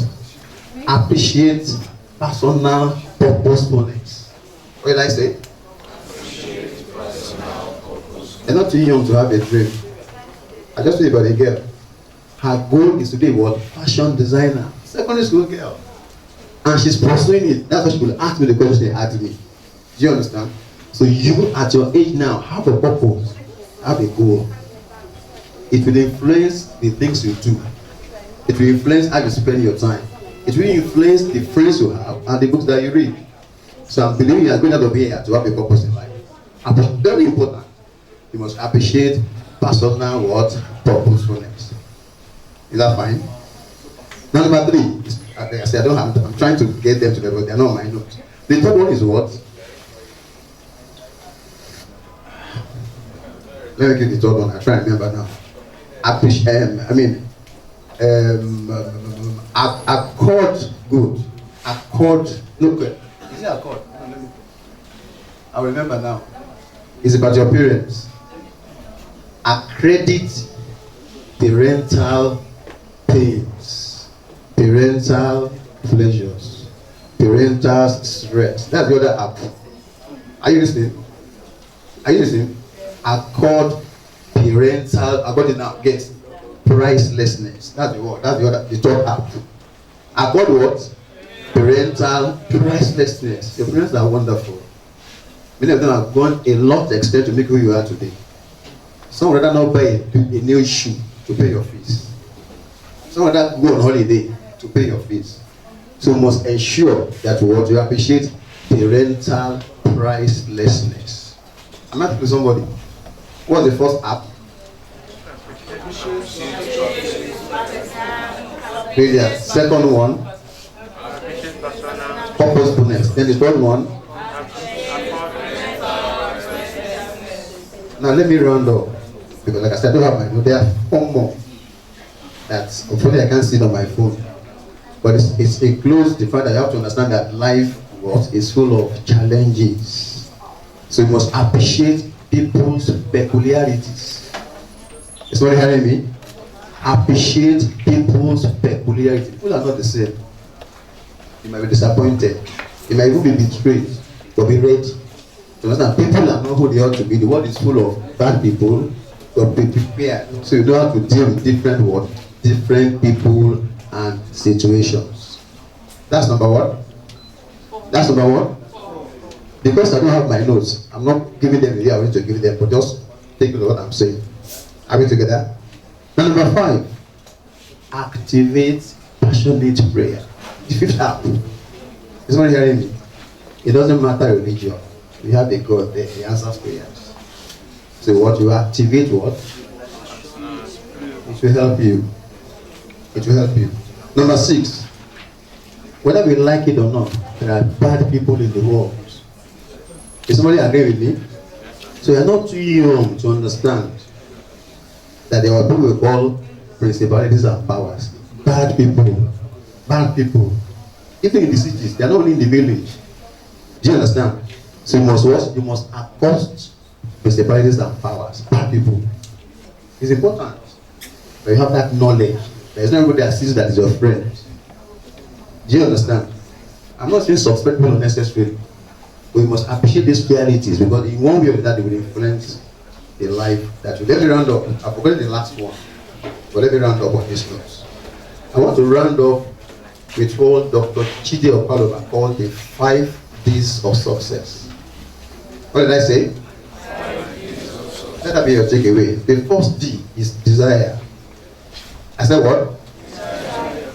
Covenant University that you see today, owned by Bishop Ideko, came because he traveled one time to the United States and saw Ororobo's University. I said, oh, I wish I have a university like this in Nigeria. That is desire. Is somebody hearing me? And today we have that as one of the best in Nigeria today. So we must have a desire. Don't just live life as it comes. What do you desire? What do you want? The second one is what? Decision. You must make some decisions. And that is why Martin Luther took a decision to fight injustice in his country. And Nelson Mandela took a decision. I don't want to be an ordinary person. I want to fight apartheid in my country. So you must do what? Be a man of what? Decision. Number 3, you must be a man of determination.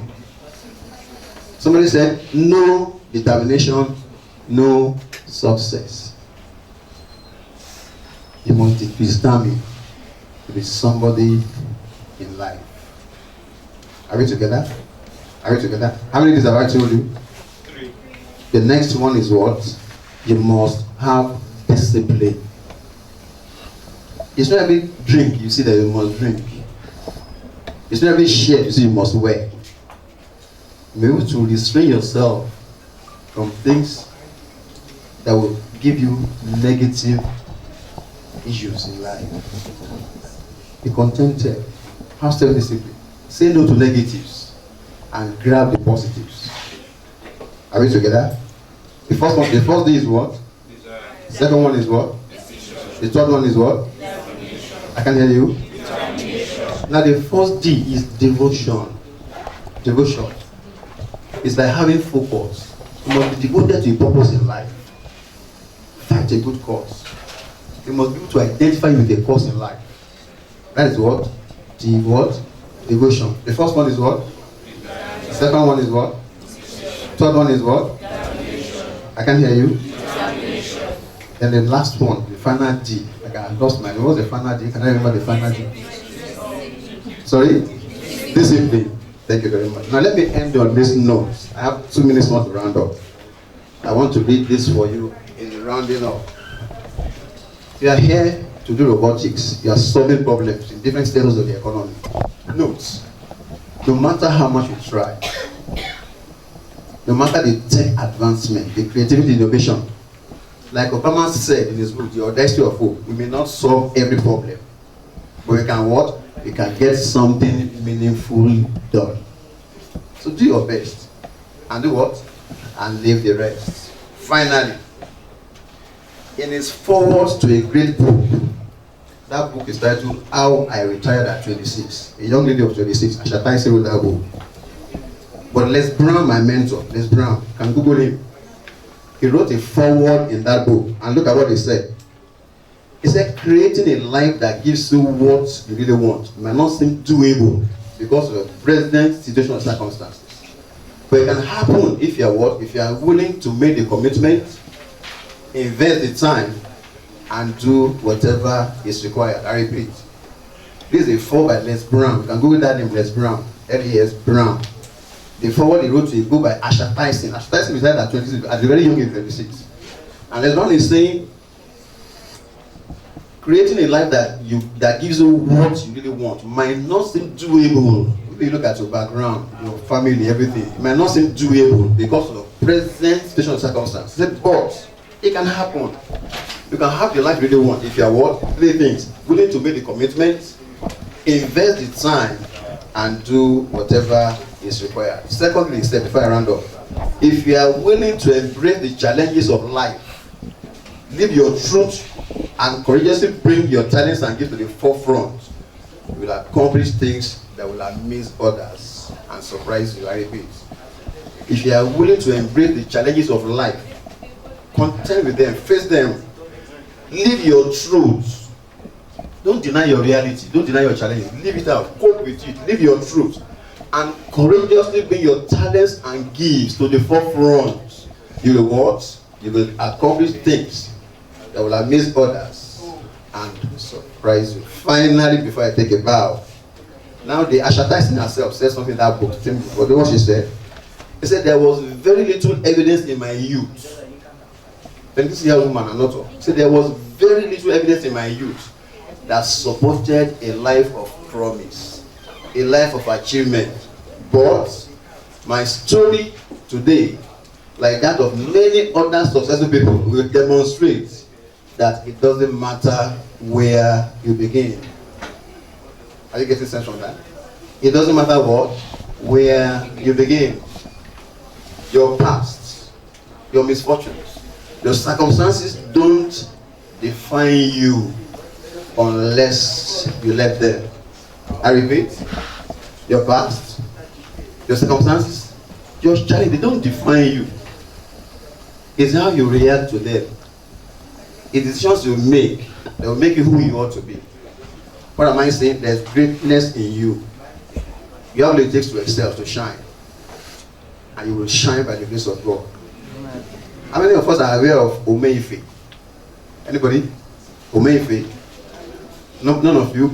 When you get to Google Omeife, it was designed by a 2-year-old Nigerian tech company, Unicorn Group. That Nigerian company made Nigeria proud at the largest tech event in the world a few months back. I'm talking of GeekTech Global. It happens in Dubai every year. 2-year-old firm. Why? They were determined. They had purpose. And they designed that robot. They now call it humanoid robot. Human, O-I-D, robot. The name is Omeife, an Igbo name. That robot can speak Swahili, can speak English, can speak about 7 languages. Because the company has the purpose, they are determined. They showcase their talent. And now they're shining and making Nigeria proud. You are the next one to make our country proud by the grace of God. Thank you very much. So a round of applause. Increase your applause. I would like to introduce the new judges that stepped in, and they will be handling, together with some of the old judges, this particular session. And so I would like to humbly introduce Mrs. Abimbola Dosumu. She's the head of Junior School Children International and the CEO of EduPoint. I think when I was having a peace chat with Mr. Oscar, he said when you call the top 10 educationists in Lagos State and in Nigeria, you mentioned Mrs. Abimbola. You're welcome. You're welcome. I would also like to introduce Mr. Indifreke Ikoku. He's the CEO and co-founder of House Africa. You're welcome, sir. You're very much welcome, sir. Lastly, I would like to introduce the CEO Auto Drones. You know, we talked about the CEO Auto Drones here, right? And we spoke some things about him. So this is the amazing gentleman, engineer, Mr. Ronald Ajiboye. Interestingly, he will be the chief judge of this event. So I would pass the mic to the CEO Auto Drones, who is the chief judge for this particular session. He's going to tell us how the robotic session will go. Already briefed us, but it's good to hear from you. Thank you. All right, good afternoon, guys. Looks like we're tired already. Are we tired? All right, are we good to go? So if I say, are we good to go, you go, good to go, good to go. So let's do it. Are we good to go? All right, great. This is going to be an interesting session if you want it to be. We're going to be able to learn from each other. We're going to be very brief. All right, so this is the way it's going to go. We have already our solutions here, and then we have a benchmark. I'm speaking on behalf of my co-judges here. I'm only privileged to just speak on behalf of them because one person needs to speak, right? Yeah, so we are going to be judging based on your solution, the research and learning process, the team's design, the cost implication. So looking at scalability of it. So one thing about every engineering product or solution is that it's only creative before it gets to the market, but it becomes innovative after it is successful in the market. It means that whatever that is not scalable, that is not solving cost issue or easiness in terms of application, then it's bullshit, right? So it means that for you to overtake another product that is already existing, it has to be solving cost. So not just making a drone fly, not just doing computation, not just harvesting something to make it very sweet, but then of course it needs to be cheap, better, of course. So we're also going to be checking around the impact on the society in terms of sustainability. Does it align with SDG goals when it comes to the green? All right. So echo effect on that, and of course references. We're not going to patronize plagiarism here. All right. So these are the things we are going to be looking forward to in terms of our journey. I'm wishing everybody the best, and then I'll be giving back the mic to the MC to call up on the, to take the process. But thank you. Thank you very much, sir. Please a round of applause for me. Thank you so much. Okay, so I'll be inviting CMS Grammar School quickly. One day to the audience, I am acting as their child, and I have here with me we are representatives of the CMS shortlisted team. So as you can see, we have our fully working model of the hydroponic system. We have our lithium-ion battery that produces 11.1 volts, which is then stepped back down by the bulb model that produces 5 volts for the Arduino Mega. This is what controls all of the sensors, including the ultrasonic sensor, humidity sensors, the water pump, and the grow lights. Then we have the DAC level, which has been placed under the cover of this box, which tells us the humidity and temperature of what is inside here, and then it prints it out to this LCD. Also, we have an output where the battery is being charged in case it drains out. And then we have the solar panel, which simply serves as a backup power supply. Then we also have an app that we created on the phone that monitors the water level in this box to tell us which is measured by an ultrasonic sensor, which is also placed under the cover of this box. Thank you very much, Charles. Second, that might ask that what is the market sustainability of our product? Well, data from statistics shows that the global hydroponics market is expected to grow to a whopping $12 billion by 2025, and now it's just at $10 billion. This means that this is an excellent business opportunity. So you know that friends ask that what can an average farmer afford this? Well, according to field research, the industrial model of this product produces a whopping 200% output when you compare that to traditional farming.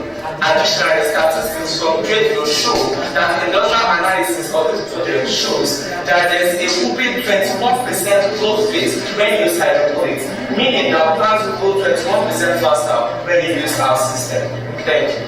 Also, some of the advantages of this system is that it prevents major farming problems like flooding, pests, and diseases. And this system can serve as a solution for one of the global problems we have, which is world hunger. Thank you. Thank you. Thank you very much. So we'll have him talk about our project in 2 minutes. Good day, everyone. I'm Afolabi Kulak, a representative of CMS Grammar School Trailblazer team. So if I'm to ask anyone here that how many of you will want to be a farmer in future, can we raise up our hand? Anyone? Okay, some are raising their hands. Well, definitely not many people our age want to be a farmer. But with our system, we've made this possible, making farming as easy as this. Well, the truth is that the main reason that we want to solve is the problem of hunger in Nigeria, especially when we look at the flood crisis that exists right now. How is our system solving this? With automated hydroponics farming. Let me on the system first, so you can see that it's actually working. So this is our system. So we have the battery here, which provides the energy. We have the bulk module, which converts the 11.1 volts gotten by the battery to about 5.5 volts, which is then used to power this component. We have the Arduino Mega Board. So the Arduino Mega Board is the thing that controls the temperature sensor, the humidity sensor, and the ultrasonic sensor. Additionally, we have an ultrasonic sensor beneath, which measures the distance, and based on that, it determines the water level, which is then printed onto our app. Additionally, we have the temperature and humidity displayed here. Temperature is 26 degrees and humidity is 92%. Our system is very effective. So if you would like to see the app, let me see whether I can display it. So first of all, you need to on Bluetooth and connect it. So you might ask that, what is the cost? What is the cost? Well, I'm happy to announce that the small version of this project is going for just about 19,000 naira. And the way we are doing it is based on installments, meaning that you can pay like 50% now and you pay the other amount later.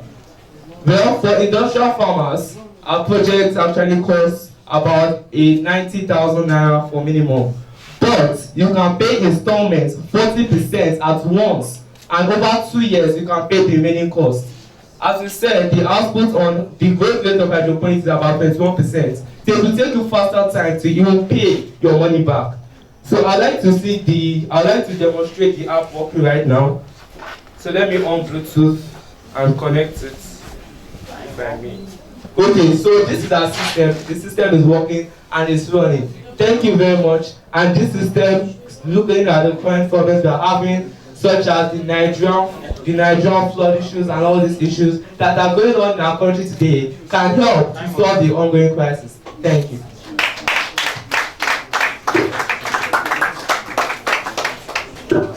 I'm still not sure what your bucket does. Does it grow plants? Does it grow food? What exactly? Which is what I think was for.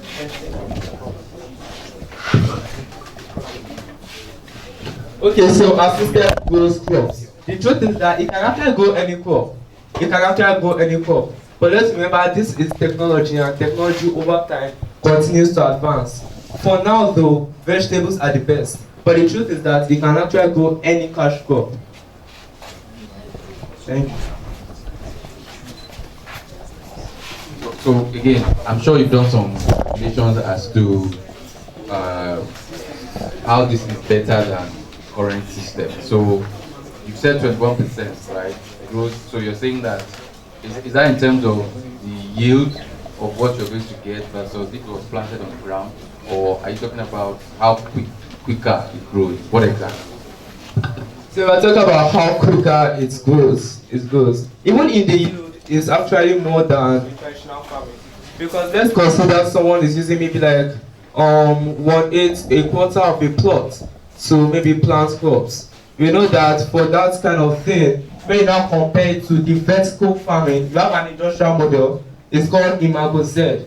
So that industrial model is vertical. We are planning to deploy it in our school farm. We have half a plot, which is allocated for that automated vertical model. In fact, that vertical model is about 200%, produces 200% more output when you compare it to the traditional planting in soil, because you can grow crops vertically. That's way better. Additionally, with the flood issues and everything that is going on, it's clear that traditional farming is not the way to solve the current hunger crisis in Nigeria and the world.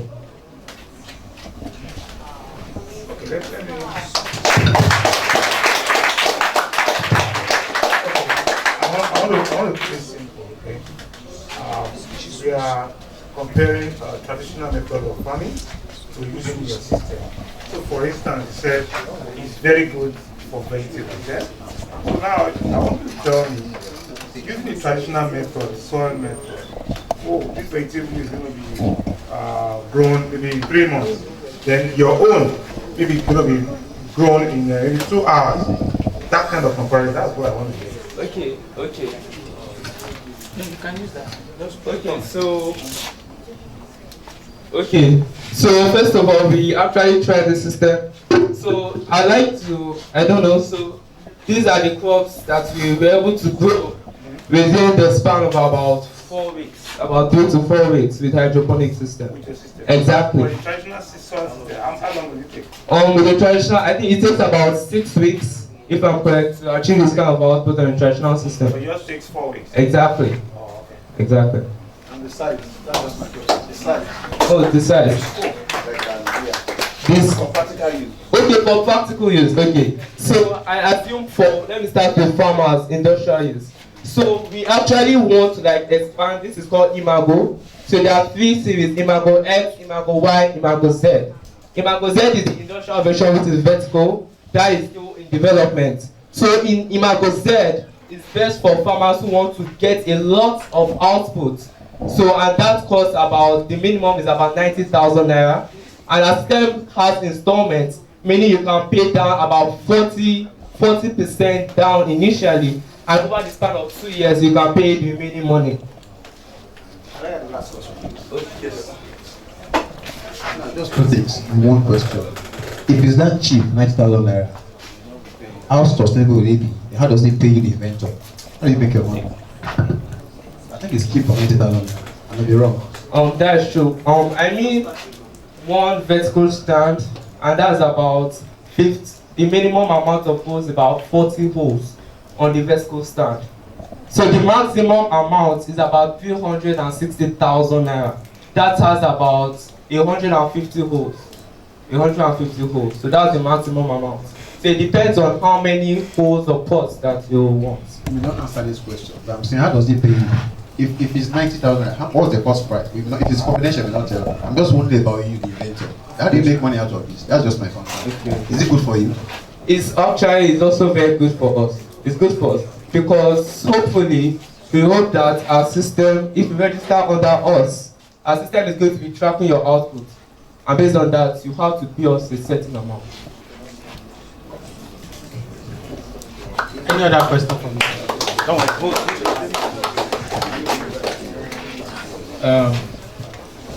Coming from the angle of health and the environmental friendly, what is the nutritive value of crops grown using this system in comparison to traditional farming? Thank you very much, sir. I really appreciate your question. So in this system, we have fertilizer mesh, magnesium, calcium nitrate, and magnesium sulfate, combined in a ratio of 2 to 19 to 38. So with this system, there's nothing like, okay, artificial fertilizers, or I'm afraid that I'm eating just chemicals. Everything here is organic. But as we see in the farms, we don't know whether the land condition is even right for farming in the first place.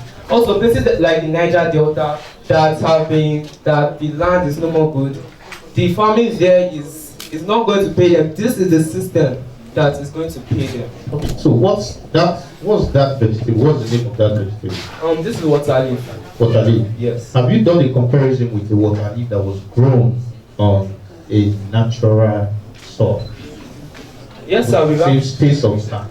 We've actually done a comparison. Okay. Yeah. So as I said, I told him, so it's going to take about 3 to 4 weeks to grow. It took about 3 to 4 weeks to grow this. Normally, it takes about 6 weeks to grow this, and even this is actually fresher because we are very sure about the condition, our condition, and that's the primary use of the automation. We know the temperature, we know what is inside here, so mean that our system can be regulated. No, what I mean is, by way of observation, you've not answered the question anyway, but it's a good system. I must commend you for that.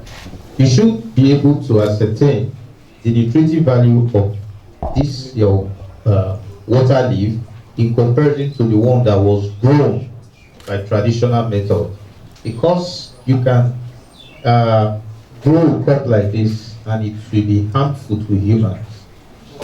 it's not going to be harmful, because like how do I put it, the conditions are regulated. This means that we know exactly what is entering into the system.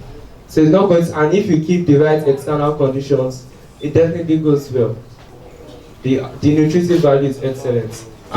You're trying to say the vitamins, the minerals, and all of that exactly. In this water leaf grown with this system is the same or even better than. Sir, it's even better. How did you come about that conclusion? We come about it based on farming observation.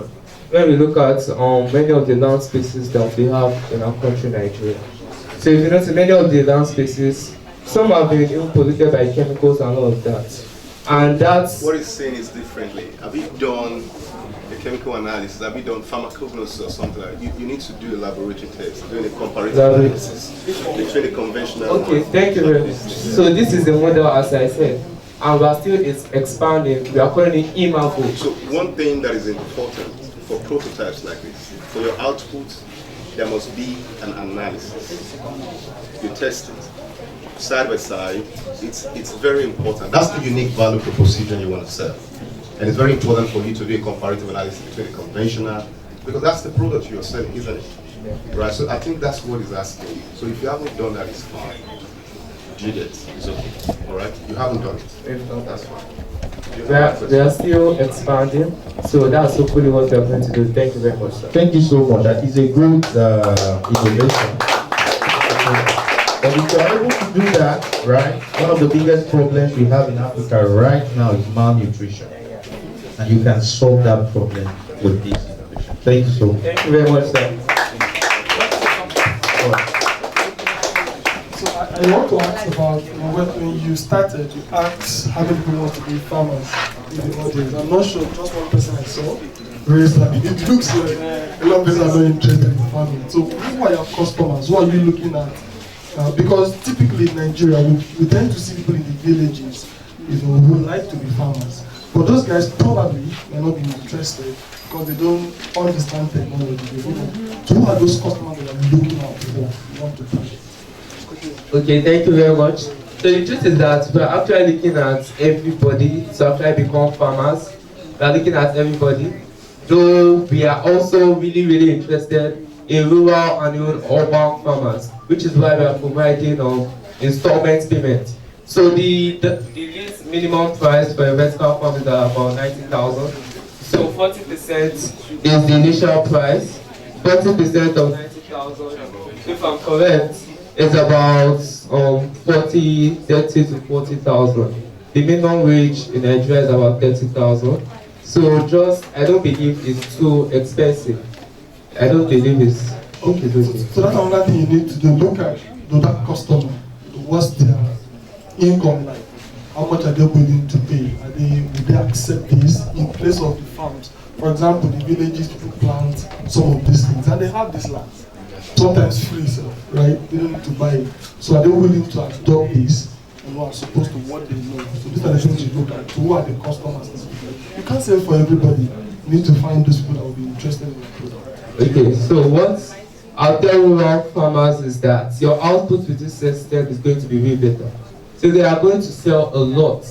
They are going to, as we've said, we've tried it and we've allocated a certain plot of land, and we've seen that the output is way better than normal farming, especially with our vertical model of this system. Okay, last one. Alright. I think my co-judges have actually done justice. I just have a few questions. First, I'm looking at your product, your prototype. I don't know if you considered so much of safety at the time you were doing it. It's all over the place. As much as I understand, it's a prototype. The first rule of engineering is safety.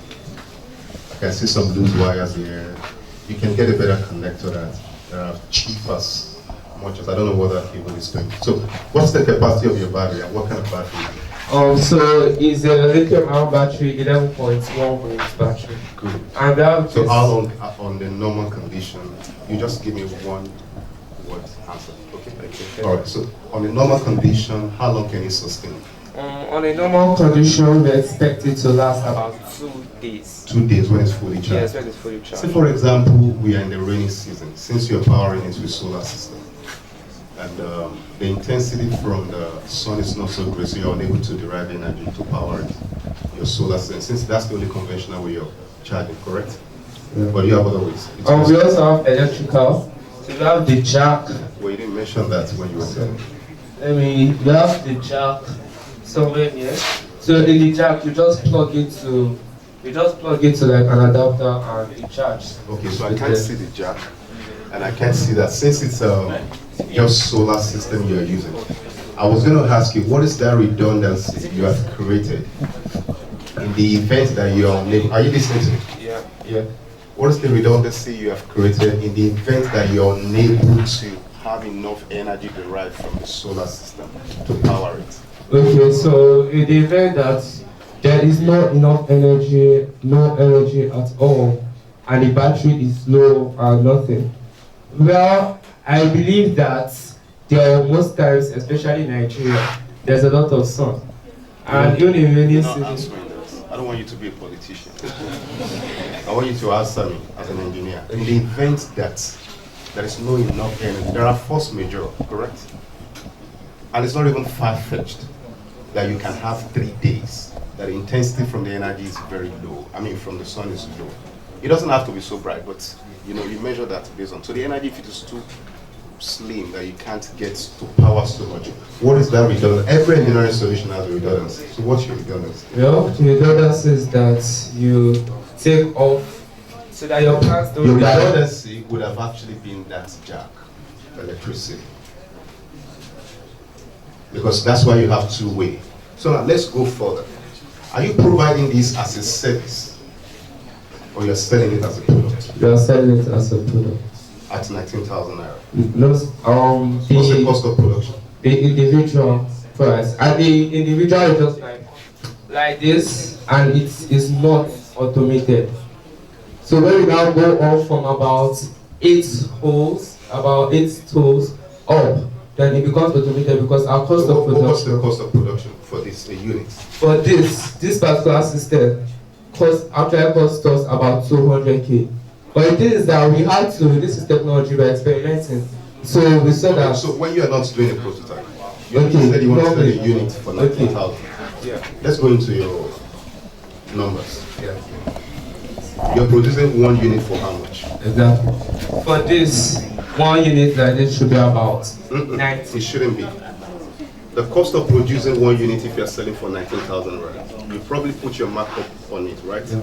So the cost of production is how much to produce a unit of it before selling for 19,000? For 90, okay. 19,000, right? Okay, 19. Yeah, for the individual. Our cost of production is about 11,000 rand. You're not sure about that? If you're doing production for like 11,000 naira and then you're selling, because I want to get some certain things right, and I also want to be able to like guide you around something. Let me go to the last one. You're using titanium triangular here, right? Yeah. As your prototype. Exactly. I'm thinking you should have probably used, that's a weed, right? Yeah. And conventionally outside, these things grow on a normal day. You don't have to grow them. You don't grow these things. So why would I want to grow these water leaf? Why would I want to grow it in the hydro exactly good? Because I can easily have it blow through what is it called? This pollination, this wind pollination, wind dispersal, right? So why would I want to spend money in growing this instead of spending to grow? Thank you very much, sir. So the reason why we use water leaf is because it is a prototype. So we want to say, okay, what is the simplest thing that can work with our model? The truth is that you can actually use lettuce. You use lettuce, you can use lettuce if you want.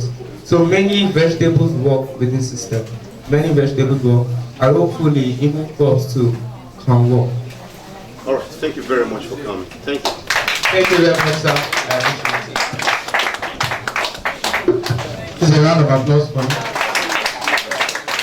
So can we have Grace too?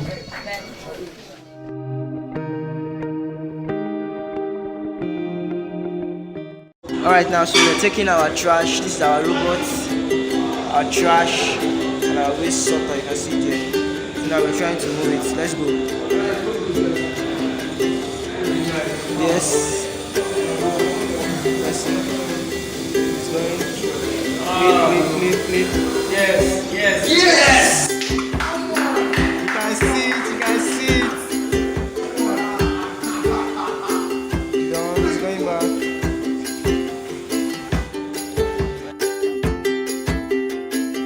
Dear judges and audience, we are team high players from Bristol International School, Port Harcourt, and we are competing in the EduPoint RoboCode Test 1.0 with the team Research for the Next Champion. Our project is an autonomous robot and a smart waste-based software. So now, this autonomous robot is made to go around streets, roads, houses to pick up certain waste around on the roads, streets, and beside near houses, to carry them to conveyor belt here. The work of this conveyor belt is to convey them or take the waste with the help of several sensors, as you can see here, the ultrasonic, the inductive, and several other sensors that will help to select what type of waste this are to put them in the several sorting waste bins. Okay, the robot we have here has an arm fabricated out of light plywood, which consists of the 367 and 287, which consists of its elbow, wrist joint, and shoulder joint. These are the Omega 256, which we use as a motherboard. The breadboard for our circuit, the motor shield to control the two DC motors we have, a battery pack to power the robot. Then as we come over here, our conveyor belt consists of the ultrasonic sensor, soil moisture sensor, the inductive sensor, the GSM module, the motor driver, the Arduino Uno board, the breadboard, and the 1837 we have here. The purpose of the inductive sensor is to detect metals. The ultrasonic sensor we have this here checks if any of the bins are full. This is identified by the /weight materials. This is the battery used to power it.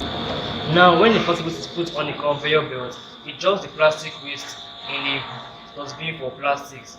Then, in the case of a metallic waste, the metallic waste will reach the inductive sensor, and once it reaches it, it will send that it's a metal and it will turn to the metallic waste. In a case like this.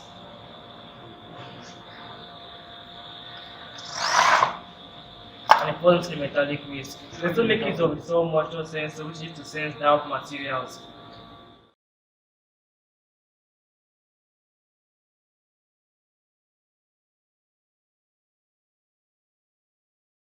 Yes, you can buy it as well, it's custom. So are you having different models? How does all this work? What is the problem that you really want to solve? The model can be the same. And the way it senses the trash here is that it uses, like let's say now somebody in your house, maybe children, a small person or a small child drops the waste. As he's moving around, he has an ultrasonic sensor to sense the waste. Once he senses the waste, to pick it up. And then it already know the location of the bin. And it will now go to the bin and drop it on the conveyor belt or something. So it will just be moving around the house. You can have a tracking system, like you can have a trail that to follow around the house in case it sees any trash.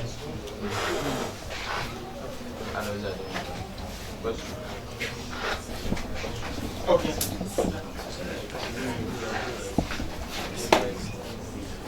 My question is around identification. How do you differentiate between useful objects and what you consider waste? What algorithm did you use in putting that together? Well, for now, since this is a prototype, we are only using ultrasonic sensor, but we plan on improving that thing to be able to identify different kinds. And so ultrasonic meaning sound. Yes. So it means once it detects an object, it will pick up that object. Again, because you're trying to make sure that this is useful, this thing will throw my valuable items away because it's an object. You can just put it here for something. Maybe when you're looking for it, you can always come and pick it up. Yes, so again, this is feedback for you, right? We're not saying that this is the finished product. It just shows that the thinking around how to identify waste is not yet thorough, right? Which is feedback for you. If we're using sound waves to detect, it will pick up my bottle of water and throw it away. is to pick up my phone because it's an object, because it's using sound waves. So we need something which is much more elaborate, maybe a camera. I don't know. You are the guys who understand all of this, because your solution should be a solution, not a problem. Not that it's now adding more problem to whatever it is. But again, that's very, very important to note, just as you continue to build. Any other feedback? I just wanted to ask, how safe is this thing that you've made? How safe is it to the society?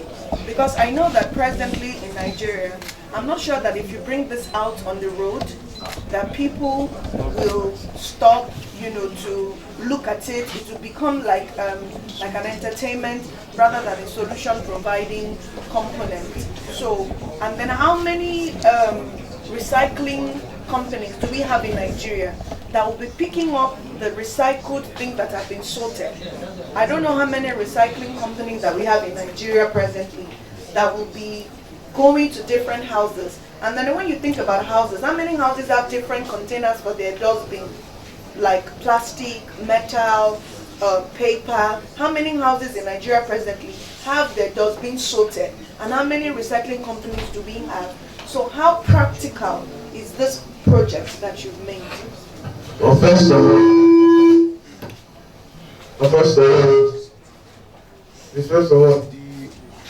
the waste don't have to be sorted, because that is the job for the automated trash bin.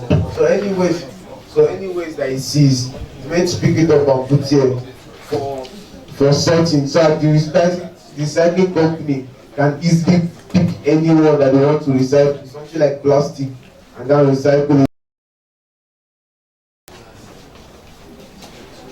Okay. I will break my question down to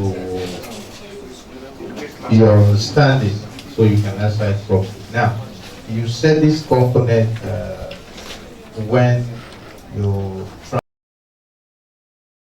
triggers or sends the signal, right?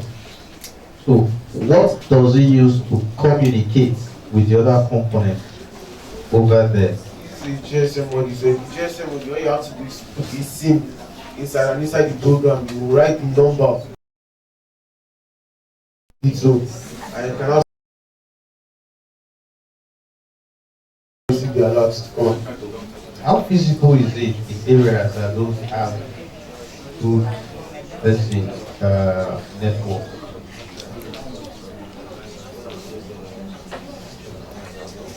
Where they have send through messages on your phone. You do not use it network to send it.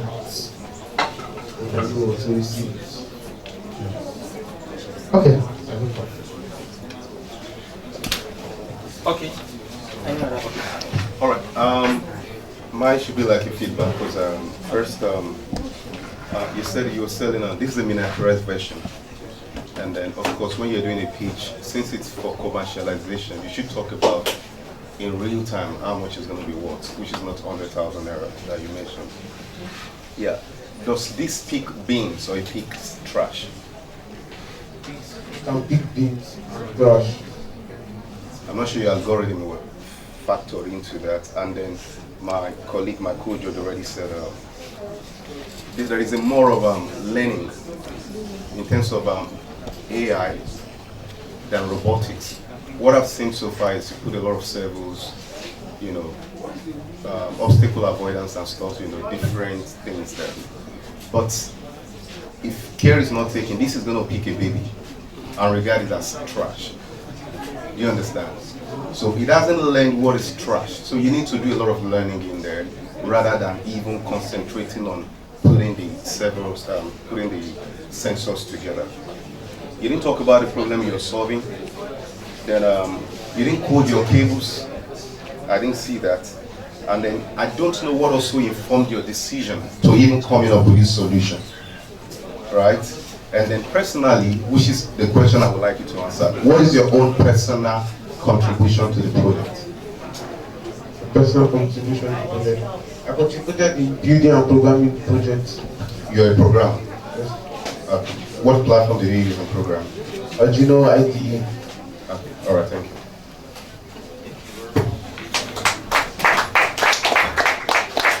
Thank you very much.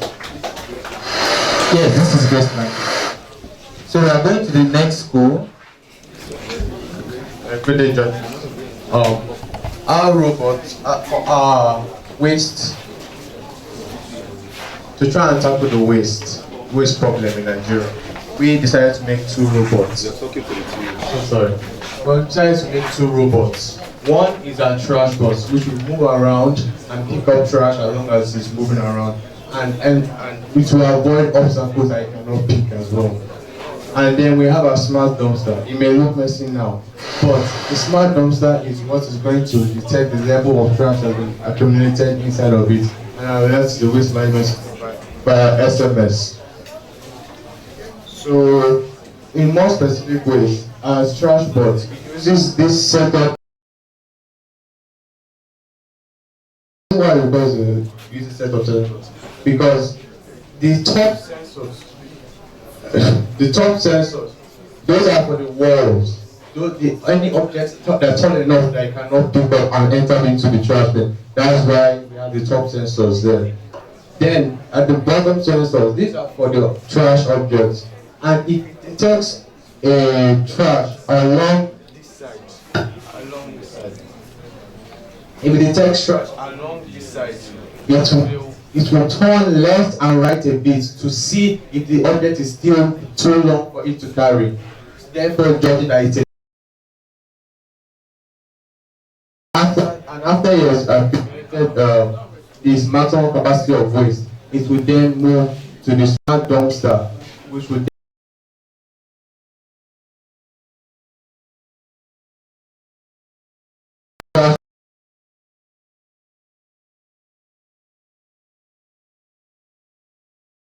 release the trash accumulated through this hatch at the back. Okay, so let's get you clear. This is a trash ball, yeah? Yes, sir. It picks trashes. Yes, sir. Right? And then he drops them in there. Yes. All right? And that's the size. That's like the way the size is supposed to be for what it drops it in. This is just for the base. This is just the base prototype, the small prototype we have now. But for the big prototype. First, I think that your engineering design is wrong. I think for that board, it's not aerodynamically inclined, so it's going to be attracting drag. Can you break it up? So this is supposed to be a vehicle, right? Yes. So there is a drag around it.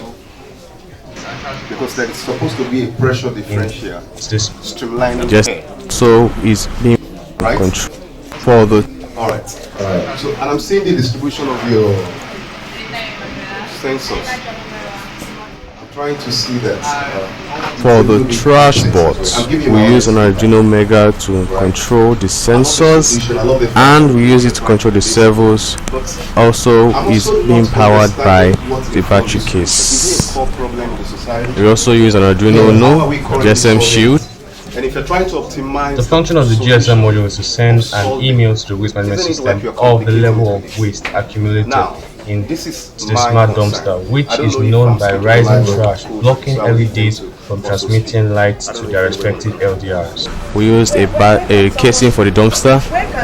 This is how the trash looks when it's finally completed, and this is a side view of the trash. The function of the trash bot is to pick up trash as it moves around while avoiding obstacles and other trash it cannot pick up, and accumulating it into its back. So then it will now dispose of the trash into the smart dumpster when it is reached full capacity. This is us working on the smart dumpster, and then this is us also our work on the smart dumpster. As you can see, we are wiring everything. So how practical is this? How many schools will buy this? When we describe a product to them, they would most likely buy it because this trash bot has 2 modes. It has a stationary mode where we would act as a trash bin, and then after all school personnel, including students and staff, time.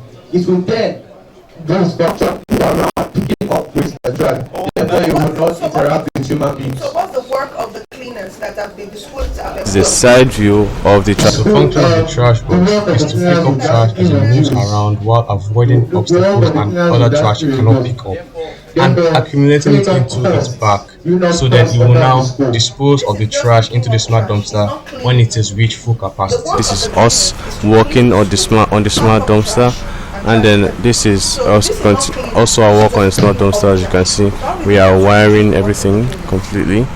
And what you see here is the lights by the side of the sensor. They are on different levels, so we determine the level of the trash. Then we now have us, you can now see us arranging the sensors inside their respective holes, trash pots. And as we move on, you can now see the arms finally moving, lifting up and moving back downward. Here's the trash bot picking up tissue paper on different arms and then moving back downwards. The trash bot has covered the surface, so when it now moves down, it enters the trash pot without disturbing the electronics. And now we're looking at it moving around. It's not detecting anything, so it's just moving straight forward.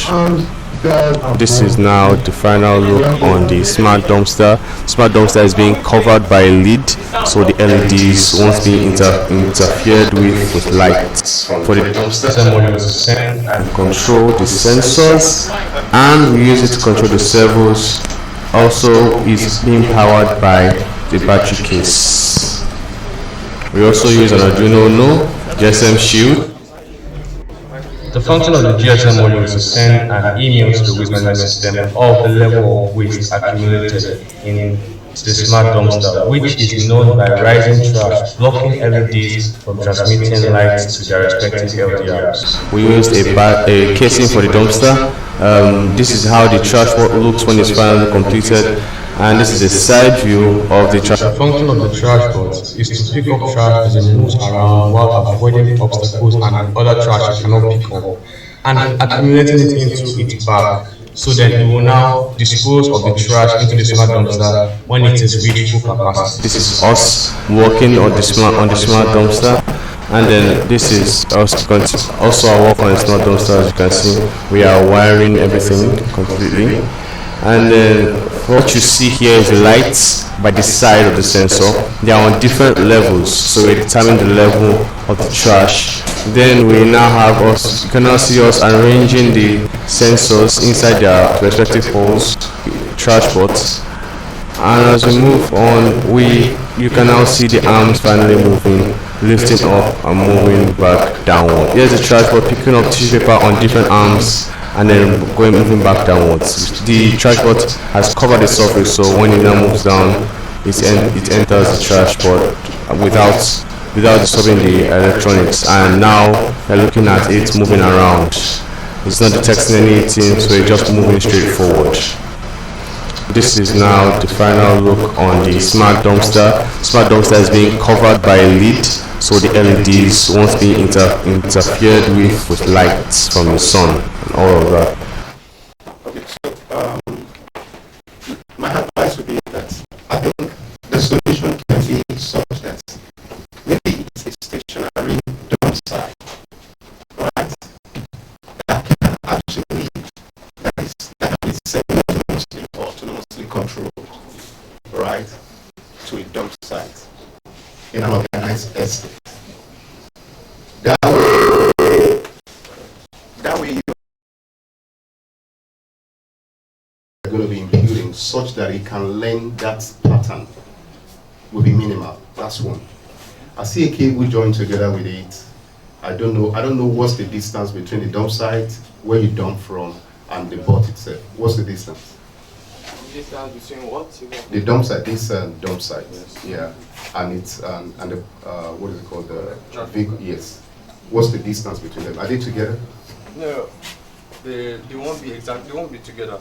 Okay. The trash bot, the smart dumpster will be waiting patiently by the side. Yes. What's the distance? What's the distance between them?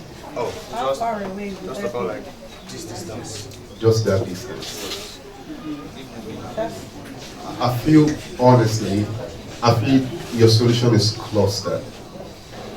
This is my honest feedback. I feel it's clustered. I feel the better way you can actually do it, because there is possibly no need for the introduction of this for the problem you're trying to solve. Let's take, for example, this is a room, and then you want to clean here. You know, there are other ways you can easily just use your hand to clean, or find a napkin to clean.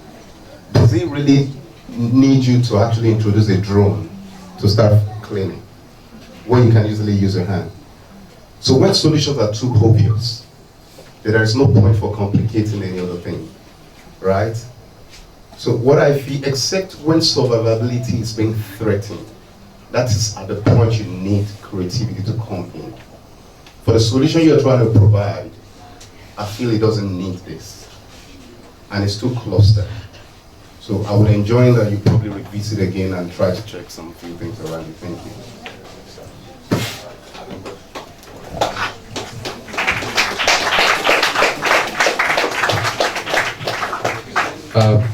So this is not a question, but maybe a way to think more practically about some of these solutions that we're listening to. If we think very clearly about the problems today, one problem that I know that many people have is that their bin in their house is full. The lawman who's supposed to come collect it will not come on time. That is a solution. That's a problem that needs a real solution. If, for instance, your team could have focused on how do we help households notify lawman using your automated whatever, that would be something people will buy from you. Yeah. Rather than you coming to help me pick up the trash in my house. We already solved that. So again, it's not for you to comment, right? But I'm trying to make you realize that the exercise of building robotics is not just to build something that is moving up and down, which is what it all looks like. Oh, we built this thing, it's moving. We need to be able to solve real problems. Okay, solve real problems. So in waste, that is one problem that I know. We will call the lawman, they will not come 2 weeks, 3 weeks, it's all gathering there. Perhaps if you can automate that, I'm sure a lot of families will buy that from you. So just my thought. The thing I wanted to mention that I wasn't able to mention due to time was that the trash bot and the smart dumpster, business-wise, they will be set to work individually. They don't need to be together for them to function. So we could even have a residential set for people at home if they want to use the smart dumpster.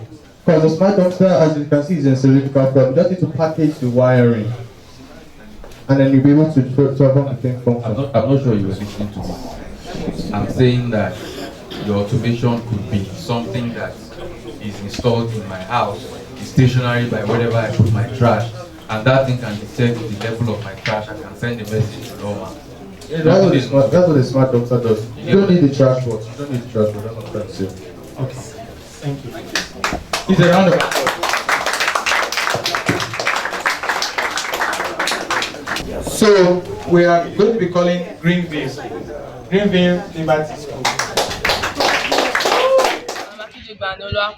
A representative of Liberty College, and I'm here to introduce our Drappy, the robot. Drappy is a waste collector made up of two components, which is the storage and the collector. Now for the storage has an ultrasonic sensor which detects the collector, and when it detects collector, it opens. Then when the collector is away from it, it closes. Now we have our drivetrain. This is our collector, which it consists of the conveyor and the drivetrain with the bin. The conveyor carry the dirt into the bin, while the drivetrain moves the collector from one place to another. Now let us see the demonstration.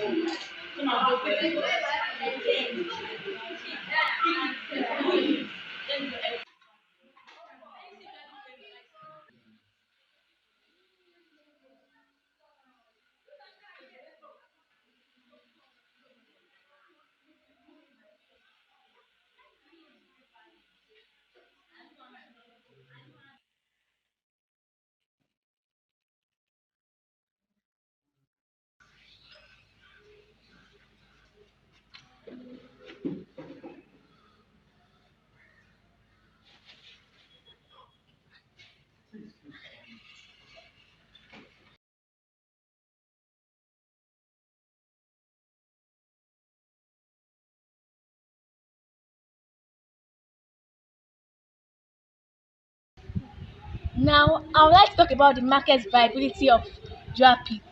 The estimated production price of one Drapi is 55,000 naira. Let's assume we want to produce 20 Drapi. The production price will be 1.1 million naira. We have projected one Drapi to be sold at the price of 80,000 naira. With this, you will earn a profit of 25,000 naira. And for 20 Drapi, you earn a profit of 500,000 naira. Now, let's justify our sales. If a school has 4 cleaners and each cleaner earn 30,000 naira in a month, that means the school will spend 120,000 naira in a month and 720,000 naira in a year for hiring the cleaners. If the school decides to relieve 2 cleaners of their job and employ the use of Drapi, the school will be left with only 2 cleaners.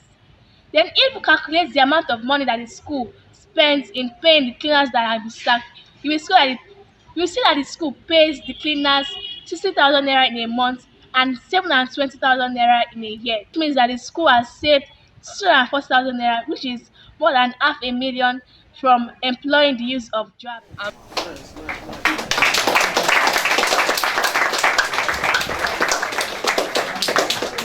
Good day, everyone. My name is Akinjogbanolapo, and Good day, everyone. My name is Akinjogbanolapo, and I am a representative of Green Liberty Schools. The scenario given to us was that if the school is littered with waste after lunch, and that if the waste management agency does not come to pick the waste at time, mainly due to the fact that they don't know when the bin is full. So due to this scenario, we're given a challenge that we should create a system that can collect waste and can also send notification to the waste management agency. The solution to that challenge is Drapi. Now the Drapi has been made to manage waste in open areas. The Drapi consists of 2 systems, which is the collector and the storage. Like you've seen in the video, the collector is able to move around and be able to collect waste. And when it reaches the storage opens up and the waste is being disposed into the storage.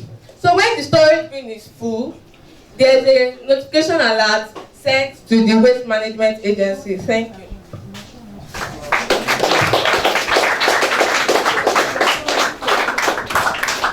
Feedback, please. All right. To the organizers, I think we missed the point. Yes. And the point is that there was a brief that was sent across to the schools. All right. So somehow we've been judging based on the on something that we thought maybe we didn't know there was a brief that was sent. So this is a response to the problem statement I was giving to you, correct? Yes. So thank you for letting us know that. Exactly. Right. It means we will also revise internally on the other people that have also presented. Right. Thank you. Please, a round of applause. You want to avoid it. So the most interesting thing about your product that I saw is the fact that the robot was able to move around and our emotions was all over the place. We love it, and all of a sudden somebody had to bring his hand. I thought it was going to be a fully autonomous system. It would have been interesting to see. We were looking for that particular point. You know, that's the ace of the presentation that we were looking for. All right, so it should have been, well, I'm only having some few concerns. I wouldn't know if it's a function of cost around the materials you used, how sustainable they are.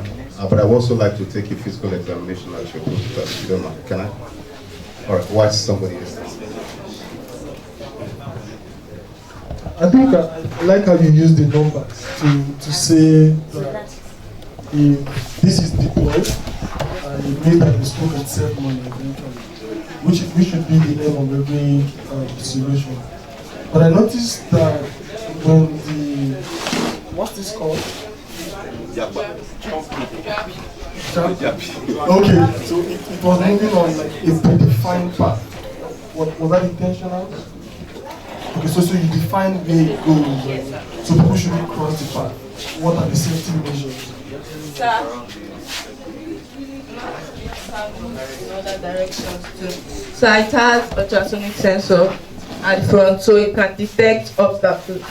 And it makes a buzz sound, then it detects that obstacle. So the obstacles will be able to move like human beings. So it means the machine stops. Yes. Yes.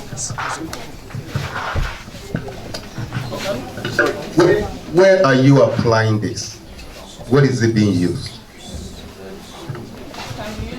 Based on your case study, what you could use it for? Is it to be used inside the house in a compound or something? Where is it to be used? Like in open areas. In an open area. So what I've not seen in all of you, or everyone that has come here to present something is, there's a key thing that is not going to make this workable. And it's the same thing that my co-judge said earlier on. You have not told us how this particular device has been able to identify which is trash and which is not. Except you want to put it inside the dump site itself, where almost everything there is, they are all trash.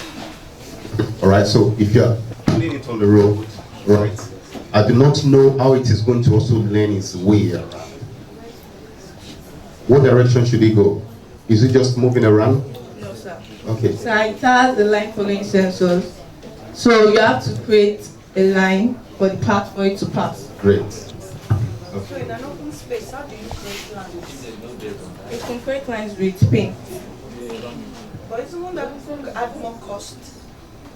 Won't that bring in more cost and add in more problems to the solution you're providing?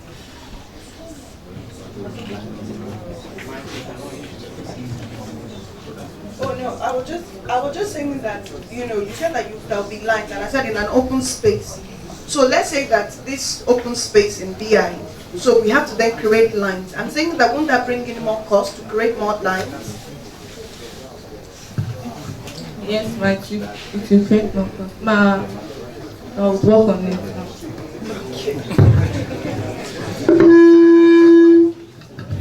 Thank you very much. Would that be all, Judge? Okay. Brilliant High School, one of the finalists in the RoboCode First 1.0. I present to you our smart and RSD 1.0.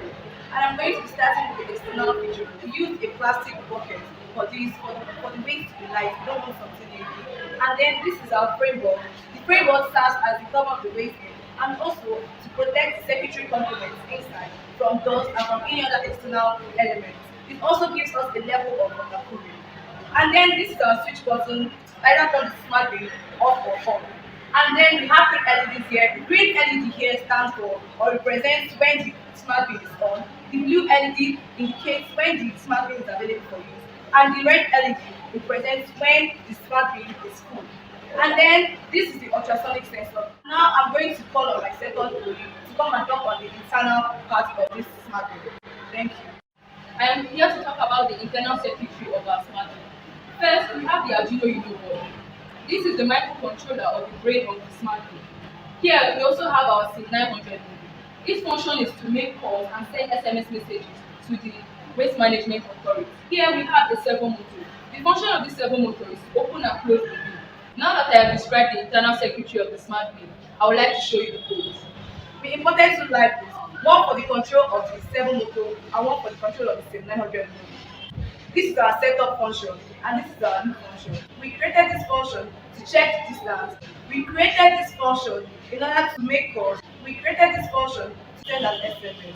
Thank you very much. I am here to present the project and show you how it works. First of all, I'll start by switching on the smart bin. So I'll call on my colleague to help me get the code.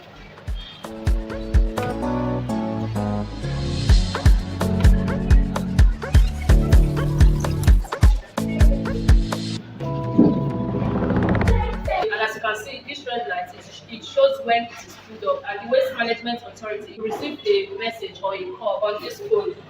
As you can see, it has gotten a link, the Radiant High School First Stack. Now, the phone has received a call and a message. As you can see, it won't open again because the thing is already full. So I'll have to.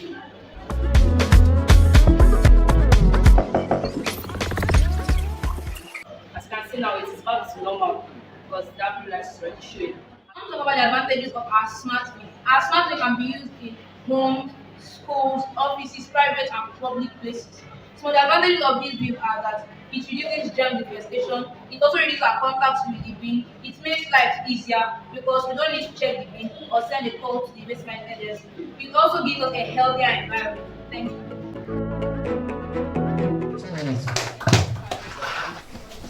Good afternoon, EduPoint judges and my audience. My name is Wakuri Chibike and I'm a representative of Radiant High School. I would like to first talk about why we actually made this project. Every one of us knows about the waste disposal problem we have in Nigeria and its impacts on society and health.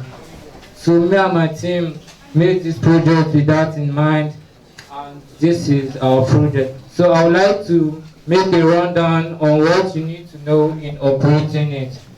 So we have an on and off switch at the side. This is used in turning the waste bin on and off. We have 3 LEDs. The green one indicates that it's powered on, the blue one indicates when it's not full, and the red one indicates when it's full. When it is full, the red light will blink 3 times and remain on. Then it will send a call and an SMS message to the Nigerian Waste Disposal Authority, which is GAMA. So I would like to demonstrate how it works. So I'll call my colleagues to bring some trash.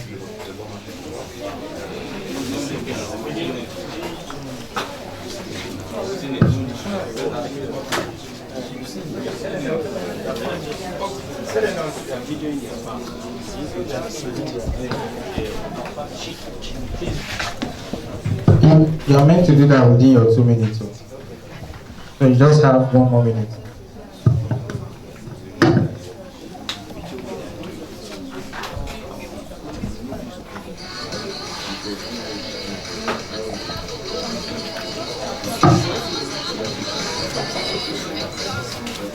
So it is powered on and operational.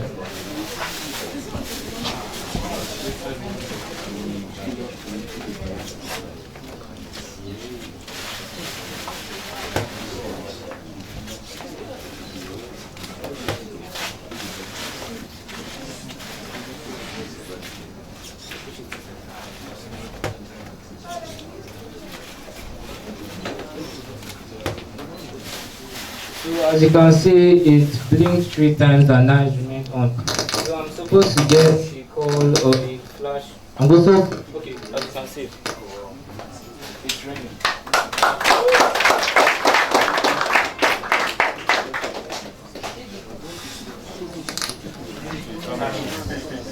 Are you going to present it?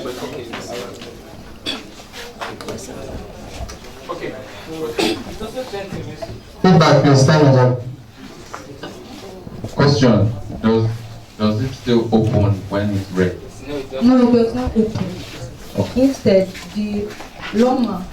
No. If you as you can see, if I put my hand, this ultrasonic sensor will not send signal, so the servo motor will not open it. But with the llama, they are trained personnel that can handle trash, so they will manually open it, then dispose the trash. As you can see, the blue LED is on, that is indicating it's not yet full, it's available for use. So when the llama themselves dispose it, they can be able to dispose the trash without getting contaminated because they are trained personnel. Okay, I wanted to ask, once the waste management authorities come for the collection out of this your bin, how would it defeat? That system has already locked it for so that we cannot put in more trash. So when those waste management authority llama, when they come here now, how are they going to defeat? It's on red now and it's locked down. So how are they going to defeat? Are you going to give them a key? Yeah. Or you're going to get a code for them to say, okay, disable and do your, you understand what I'm saying? No, they're going to be trained on how to operate it when it is full, and you can still open the lid. when it is You can still open the lid low. and any other person can still force it Oh, inside. with the knowledge of it being full, they want to do that. Really? So sorry, because I'm used to, I've seen bins where they have sensors as well. I don't know if you go to hotels and restaurants. So the only difference, this is the text message for me, because there are bins that do this. So why is yours different? Why should I invest in this? This bin is actually different because when we did our research, we saw a lot of bins that were able to open and close by themselves with the aid of the ultrasonic sensor. And we also saw some bins that were able to send SMS messages and make calls. But we did not find any bin that was able to combine both functions. So this is, I'm confident to tell you that this is the first bin that can actually do both and do it effectively.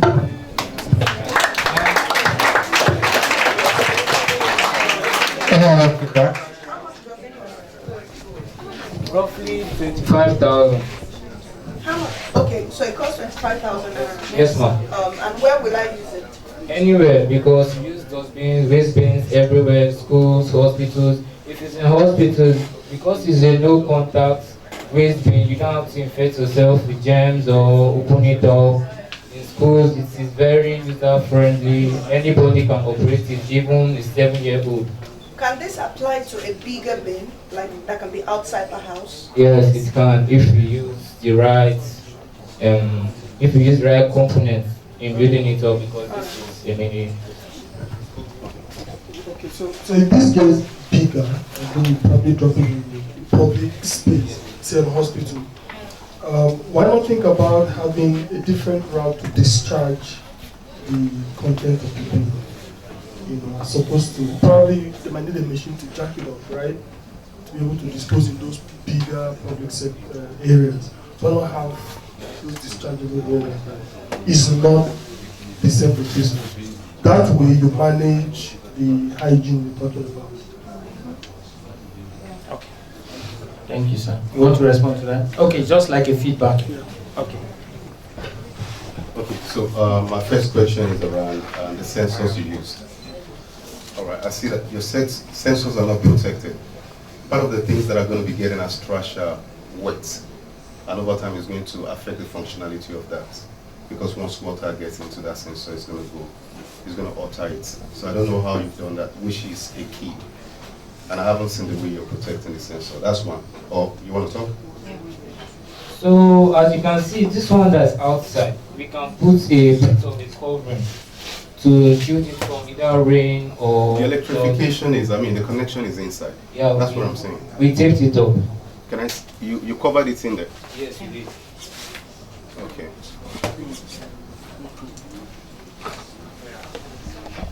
So how are they powered? How did you power it? Using a power bank. And we use the power bank to power the Arduino board and the Every time, C900. how are you going to power it? For commercial purpose, how will the sensors be powered? The sensors take their power from the Arduino board. I know. Right. Let me see. On the screen. You have a battery there. Yes. Okay, so the portion that this lead is opening to is half. Yes. Have you seen the conventional, what is it called, the base, the waistband halberd, right? When they want to, it's a full one. You have to open it all the way. So it's not going to allow, because I'm saying this load or not. So it's half. It's not easy for them to just use half of it to trash. Do you understand what I mean? Except in a case where the entire thing can be opened. Then the material what material are you recommending for future purpose? For the final prototype, for this lead? You can use a light material like What material? like plastic or a foam board. Aluminum? Not actually a metal, but a plastic, so that the bin can be easy to open and close. Because it's the servo motor that opens and closes the bin. So we will use a light material like a plastic to open it.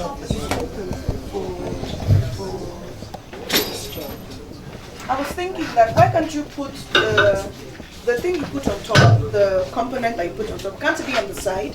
so that the top can easily be opened by the waste management totally, and then they can take it out. And then the control panels will be on the side. Can't it be on the side? Yes, it's now. That's actually our plan if we make it to the other round. That was actually our initial idea, but because of time, we just started to make it like this. I think if they're making it on the bottom or the side, it will involve you making your own bin by yourself. And then at that point, you can use maybe carbon fiber or distance so that you can reinforce that. The only other question is, why are you not in that video? Thank you. No, the guy wasn't there. Okay. So thank you very much. So I believe we are done. You got it? Okay? My name is Aditya College. I am a student of Top Gate Secondary School, Surulere, Lagos. We at Top Gate Secondary School have designed a system to prevent the issues of election in Nigeria. Our system contains several features such as security doors, fingerprint identification, general emergency alarm, and general lighting. My name is Olwanai Guremole, student of Top Gate Secondary School, Surulere, Lagos. I'm here to take you through the security feature of election prototype. We have built a security door which detects metals. Just for an illustration, I have magnets here. So we have built this for this reason to increase security in the election environment. We have done this so that we can prevent metals such as guns, knives, and weapons from passing through. This is to enhance the safety in the election environment. My name is Bartley Anosham, a student of Top Gate Secondary School, Surulere, Lagos, and I'll be talking on the emergency features of our election prototype. The emergency feature is a safety protocol that informs voters both in and outside the polling booth that a danger is occurring around the facility. When this occurs, all electronic doors open, giving the voters both in and out a chance to run to safety. When this also occurs, alarms are triggered and lights are flashed, which gives information to both individuals in and out that a danger is occurring. Now I'll give a demonstration. As you can see, as I flip the switch, the buzzers are triggered and the lights are flashing, and also the electronic door opens, giving the voters inside the polling booth a chance to run to safety. That's fingerprint sensors. Currently, we have two fingerprint sensors in our system. The first one grants access to the polling booth, while the second one unlocks the voting console and grants access to the voting system. The first one unlocks the door when valid voters' fingerprint is imputed in. We made use of fingerprint because when registering for voters' card, fingerprint is also registered as the biometric. If an invalid voter is imputed, a red LED flashes and alerts the security that an invalid voter is trying to enter the private booth. Now to the second fingerprint scanner. This grants access to the voting console. By now, only a valid voter can reach this point. All they have to do is input their voter identification number, their date of birth, and then they have been granted access to the voting system where they can vote for their candidates.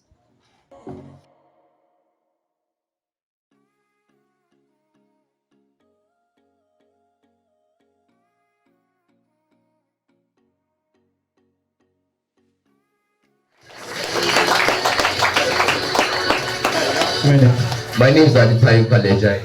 My name is Olwanai Guremole. We are students of Top Gate Secondary School, and we are here to present the lecture program. Our security door prevents passage of weapons such as knives and guns, and any device capable of manipulating the electoral process.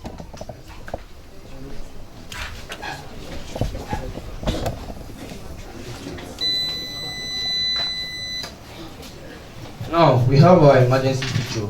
Emergency feature alerts all voters, both inside and outside the polling booth, of any danger around the facility. It also unlocks all electronic doors so that no voter is trapped inside the polling booth. For an example,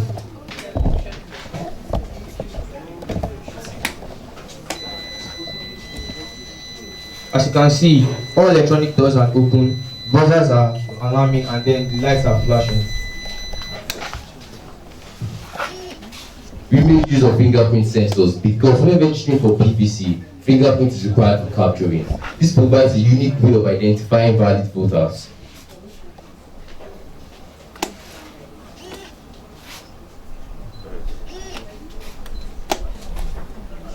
Now, only a valid voter can reach this point. This fingerprint sensor unlocks the system with the image of the valid voter's fingerprint.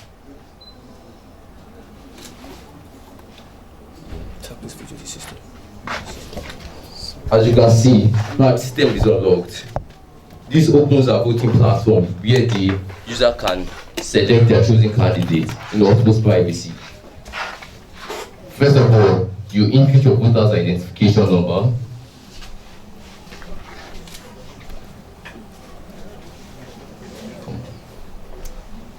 And you input your date of birth.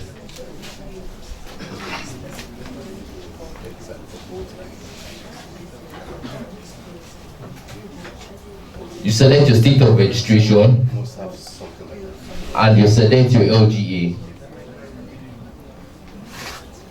You select the office you want to vote for. I will vote for the presidency now. And I choose my respective candidates. I voted for Jindo. Now, as we all know, robotics has solved the issues of elections so far, but robots cannot vote for humans. So at the end, humans will still have to cast their votes. So that's why we've created a platform for that. Our platform, though your website, will not be accessible to the general public. It can only be accessed by the polling system. Just like when you go to an ATM course will can only be accessed when you go to a bank. This being a prototype, our website does not currently have a database, but all voters' information and casted votes are stored on the local storage of the browser. So our website also supports voice input and output for the convenience of users, and this helps us to get accurate voters and accurate votes. Thank you very much.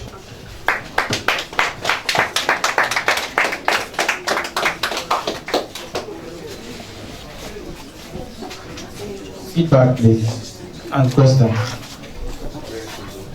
So I want to ask about the rural voters. You know, we know they are not tech savvy. We know a lot of people in the rural areas will not be able to input those numbers. We know that. So what have you done to be able to handle that? Have you not thought about that at the moment? Our website supports voice input, voice output for convenience of users. This means that even if you are not as tech savvy as some, you can still input your numbers at your own convenience. And it also. So how do you do that? You say the number. Yes, you say it out and to to what is that? I was thinking because you mentioned fingerprint. I mean, everybody has the fingerprint of their voters' information. So couldn't that extract the details of the person and probably give him access to the website where he can just. In the main system, yes, but this is just a basic prototype. If this system was well invested in, we would have a database of all enrolled Nigerians and all their details along with it. So their age, their state of disability would also be included with those details. Another thing, how big would this site be? What's your projection in terms of the size, square meter or something, the area rather? And then the cost as well. This project costs 40,000 naira to 50,000 naira, with a maximum of 50,000 naira. But because this project is extremely scalable, with all sensors being able to do this at full size scale, that means it should cost you no more than 80,000 naira. Yes, because for example now, during election time now, when you set up all the polling booths and all, after the election, do we see it again? No. So all we need to do is just find an environment, find a space where this will be set up. After it's set up, after the election period, then we will all disassemble it again. And after, when is the next election time, you can always do it again. Alright. So it's very easy to assemble. Number one, I have a problem with the ID. It's too long. The ID, the numbers, is too long. So, yes. We could adjust that, but this number. This is a presentation. Yes. But I'm saying that it should have been factored. All right, we've got various demography. All right, the old people. That's most of the people want to use their ATM card PIN. Old people to be their what? Date of birth. Right. So if you're having up to like 10 IDs, I can't even remember it. That's one. Number two, why have you considered leveraging people's BVN, people's NIN number, people's, in terms of database synchronization, such that you can leverage that? So, the ID that you saw is based on the current voter identification number on your PVC. Yes. Okay. It follows that same format. Then again, what happened to inclusiveness? I don't know what the statistics of the population of people that are invalid in Nigeria, disabled and all of that, but your solution has not captured it, except you are seeing them as non-Nigerians. If the process of enrolling is easy and simple, if we could have a judge to help us demonstrate. I'm saying inclusiveness. People that are blind, people that are disabled, people that are, you haven't captured them. How do you want to capture the people for inclusiveness purpose? Because this is based on a technological, because the voting takes place with technology. It can integrate several features such as on-screen keyboard, voice input, voice output reader for the blind, which ensures inclusiveness for those who are disabled and for the convenience of any other user. You didn't talk about that. Then again, I was also thinking, instead of just the fingerprint alone, what about Face ID? Right? In the case of we have COVID and stuff like that, and that's even the era we are currently. And a whole lot. So I'm thinking that the first thing you want to look into will not be even since we're in the COVID era. So in terms of regulatory compliance and then health, relating to health, you haven't really considered that in your solution, and this should be. Yes, I would consider that, but we're trying to work based on what we have currently in Nigeria here. We're trying to work hand in hand with what has already been made, which is permanent voter card for people to vote. So that's why I wanted to use fingerprint, because it's a major biometric and it's required when capturing for permanent voter card. Alright, what about the data analysis and collection? We didn't see the feedback. Where are all of those data going to? So let me point up, please. And then what security have you been able to factor in place for counter-hacking? Yes, so that's why we didn't upload it online to general public. It's only going to be accessible by the polling system. And this polling system was going to handle all of the data. In case of breach, in case of damages, do you have a backup? What's the recipients? I mean, what other recipients do you have? So first of all, before I answer that, I would like to show you. Sure. Can you adjust it? Hold on. As you can see, my colleague has voted for Jane Doe and the vote has been counted. It also stores the voters' information. After it stores the voters' information, you can see the VIN number he imputed, the date of birth he imputed. Okay, so you know this is a computer. Yes. They are going to be using a computer to vote. Something like that, yes. So when you are coming into that place, the only thing you've done is for people to just go in there. Somebody could have gone there with a flash drive. And then if he goes in there with a flash drive because you haven't scanned the person, all right, he inserts it, copies, he jams it, all right? The only entrance to even access this fingerprint sensor is through this security door. This security door is capable of detecting any metal or anybody, no matter how well hidden it is. That means the security personnel will therefore take the person out of the building and search them again, or placing just all mechanic devices. This means there can be no taking of any flash drive or any device that can manipulate the electoral process. Okay, all right, I believe, I love the answer, but that's not enough. You understand? Whoever, since if Nigerian at the states we are now, we want to leverage digitalization for full election, will come on. Do you understand? People will slot in things. And one thing about, so your system has to be very robust. But however, for breach, there must be a backup. I'm expecting you to also have security cameras inside that place. You didn't talk about it, did you? You didn't talk about it. So that security camera inside the room, everywhere there should be surveillance. And it doesn't also matter. You also can do a recommendation to also be, in terms of when there is a compromise, human can also still be there, a live security inside that place that are well trained. We have? Yes, we have security. Inside the room. All right, so the last part will be, how do you factor people that are not learned? How can they use the system? You didn't answer him very well, but thank you for your presentation.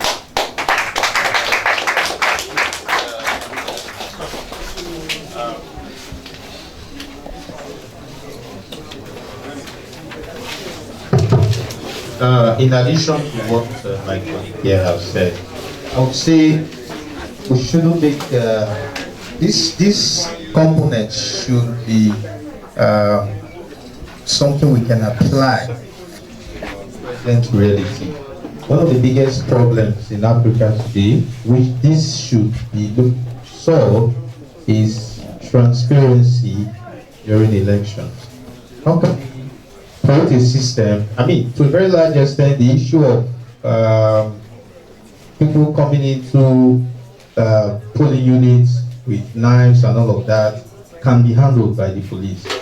I can assure you that. Again, if you have this system there, I don't know what the people will be coming in to do, to steal the robots, or and not all polling units are in a closed, voting stations are in a closed system. Some are in schools, they are open, they're in an open space. You don't need a door or something before you go in. So I think the focus should be on, first of all, how do you integrate the data, registered voters, the biometrics of those who have been registered, right? Together with the reportage, how it's being reported or transmitted. Do you understand? If the focus is being, if that is the focus, I believe it will be more sellable. Do you understand what I mean?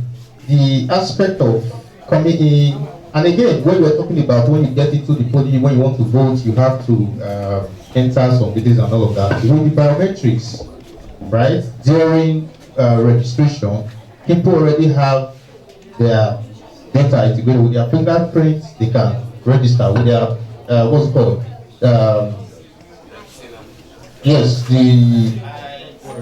Yes, identification, people can. Then maybe create a system where for those in rural areas who can't, maybe don't understand how to, they are not tech savvy, maybe something like a voice prompt that will speak in their local language, explaining to them how they can use the system when they come in. I'm just trying to make it as local and realistic as possible and apply it to our reality. Yes, that the voice also speak in several languages as well. I know you have a problem with the person imputing their BIN number, their date of birth, and having to give all these details. It's going to waste time. But it's because of you do not have a current database because of this prototype. If not, we would have done it that way. That's why I just have to do it this way, just to show you and practicalize how it's going to You know what I'm imagining? What I imagine is, for this solution, right? I imagine that we have, all right, thank you. I imagine that this is a room for the election. I love this, and it's even making me to think very, very deep. That this is the room for the election. I'm imagining everywhere is screen on the wall and cameras, plain white. There's a reason for making it white. It has to be real time, number one, because the issue we have is that credibility.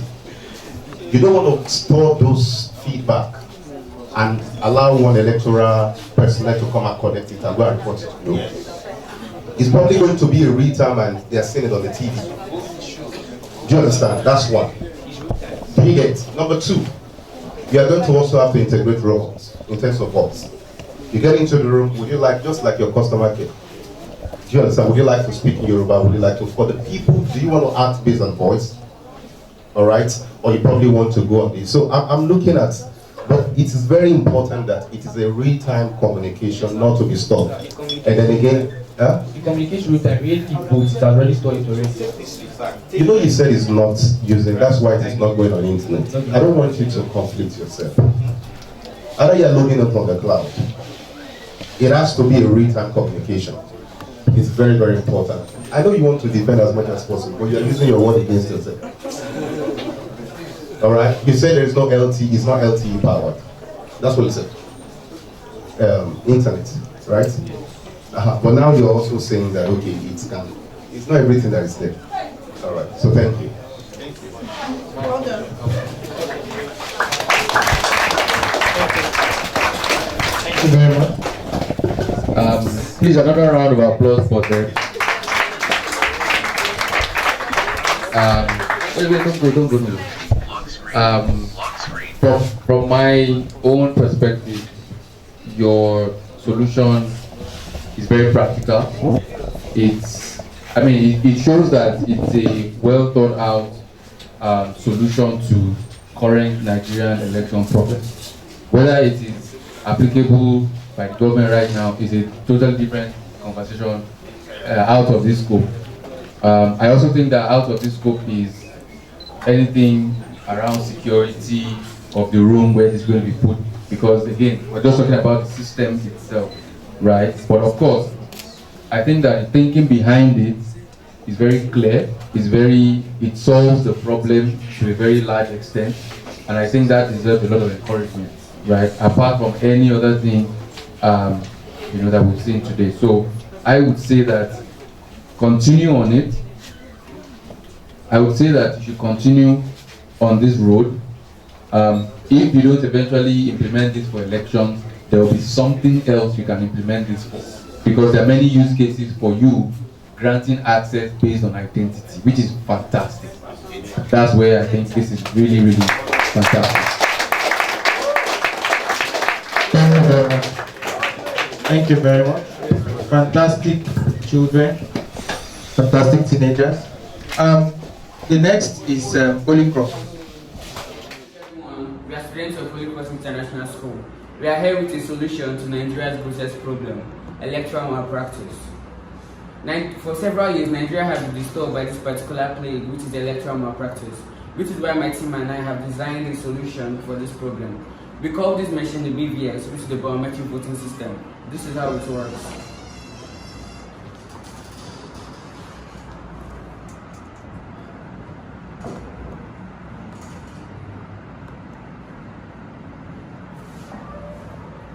The biometric voting system is designed to help the registration and voting process.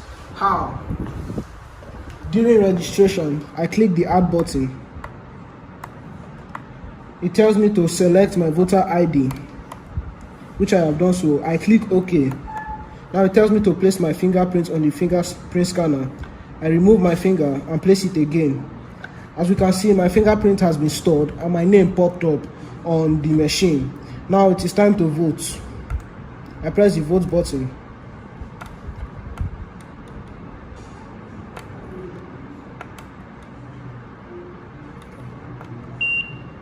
And as you can see, it tells me to place my finger. As you can see, my unique ID, which was given to me on the day of registration, has come up. And now it will tell me to select my candidates. As you can see, the candidate I selected has been submitted to the web application of the electoral body in charge of the election.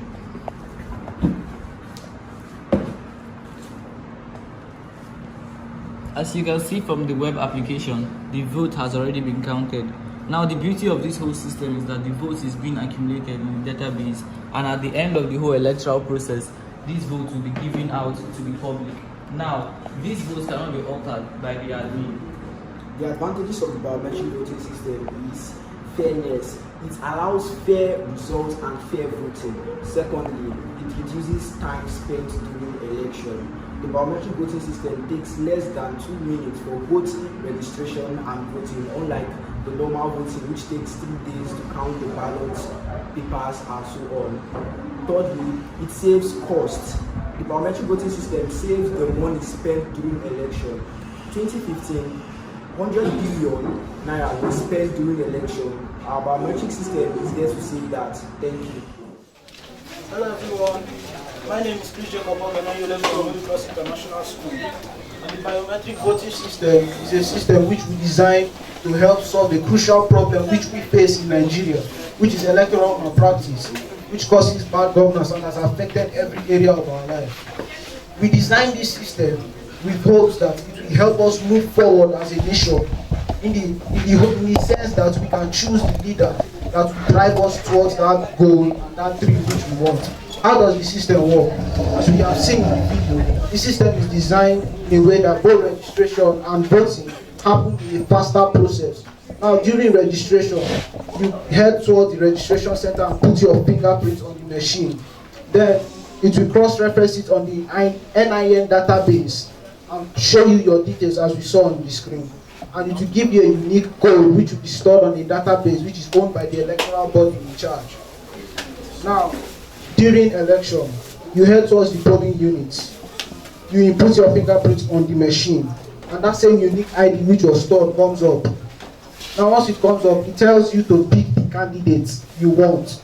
Once you have selected, it stores it in the electoral body's database. In that same database, it counts it automatically, allowing you to see the results in real time and immediately. With this, I hope we can solve the problem which we face in Nigeria. Thank you. Comment and question. Feedback.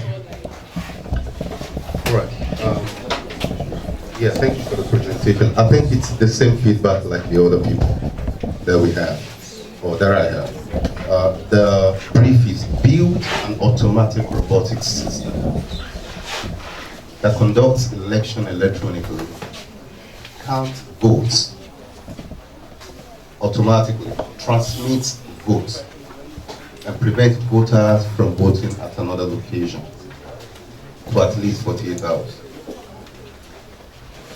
From the last point, so these are the key points. Automatic robotic system, it has to be automatic.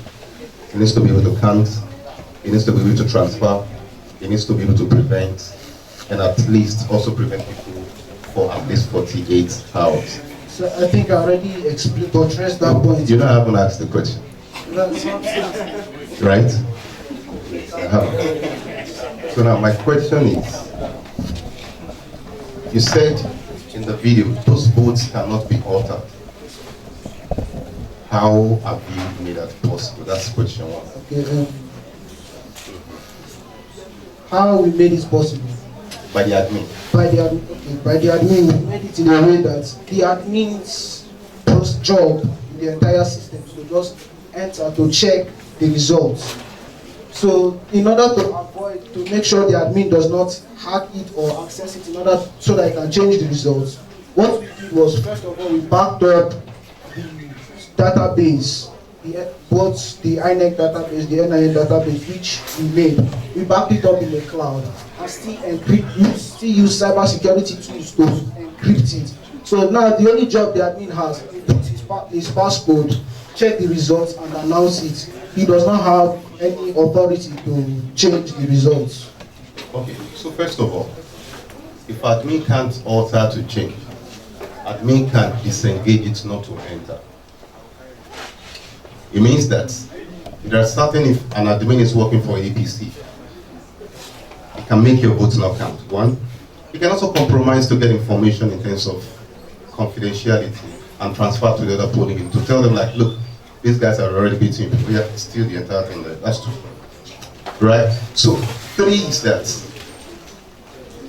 the system itself, it's not user-friendly, considering the demography of people here and socio-professional categories. Alright? That's three. Those are the issues I'm having around that. Okay, so let me start with your third issue. The user, let's say the user-friendliness of the system. We actually consider that aspect and we try to upgrade the system.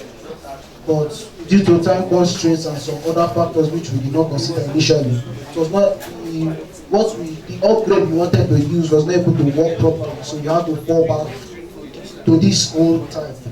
What is the key thing in election? The first key thing in election that you want to use in measuring any election? Transparency. God bless you. Who says you, right? Transparency. So it means whatever thing you're doing around that, it has to be transparent. You uploading on cloud, you uploading on this thing. The only thing that will make people trust it is that, you know the reason why we still use this thing to vote up to now in Nigeria?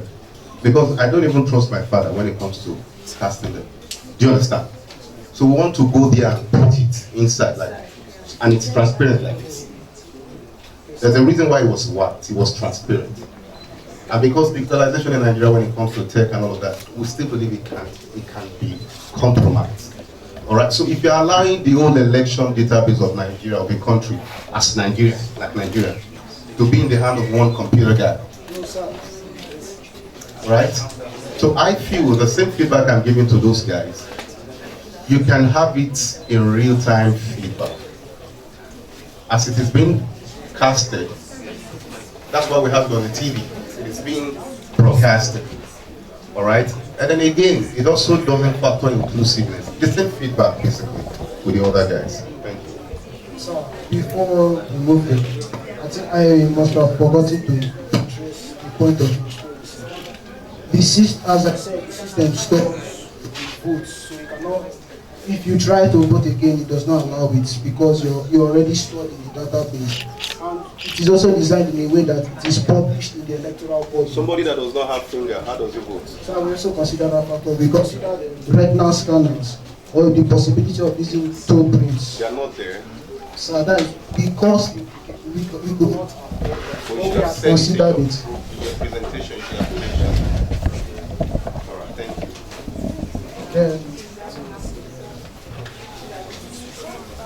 Do you understand? Okay, so It's a good lovely device. This is very interesting. The point is, no system is perfect unless you give the feedback, you keep developing, keep changing. There is no way you could foresee everything like you mentioned. So that the idea you take this, even when you make it to the next round, you need to upgrade this so that you can take care of something. And this probably is the opportunity for you to get some of this information. And in building solution or painkiller, what's that biggest problem that solution is solving? There's another one called vitamins. Means because when you take vitamins now, for painkiller, it's more well, something. So that's to be able to. That's very critical. Thought about, right? That's why we're good. thank you very much. Okay, so you can have a seat. A round of applause for all of them, please. Please, a round of applause for them. A lot of man hours has been put into this, resources and the rest.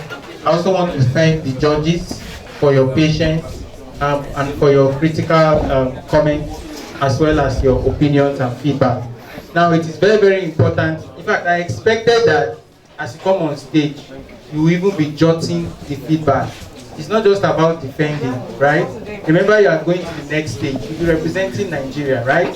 So it's more like a trial, right? They're asking you, giving you some of these comments, so that when you go to represent Nigeria on the global stage, you should have been, you should have all the comments and the feedback put together, so that you can solve, those problems or challenges, that they have found in your particular product.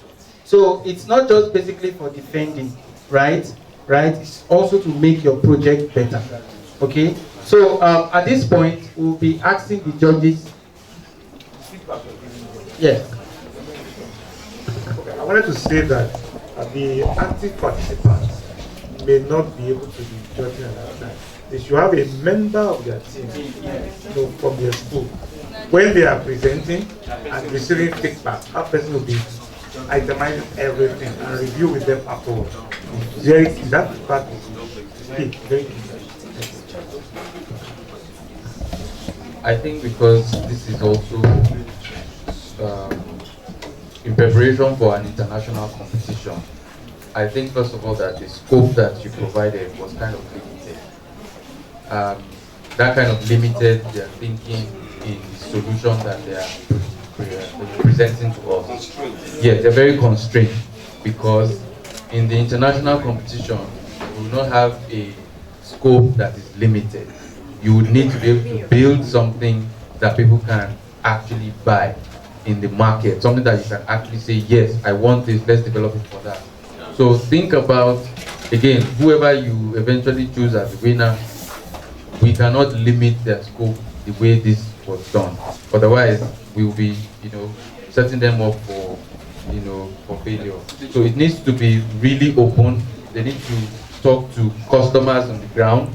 They need to go out into the market. They need to talk to captains of industry and really go out and do that work to really know what we are building and how, all these things can actually be translated into the robotics that we're trying to get them to do. Otherwise, the international stage is very brutal.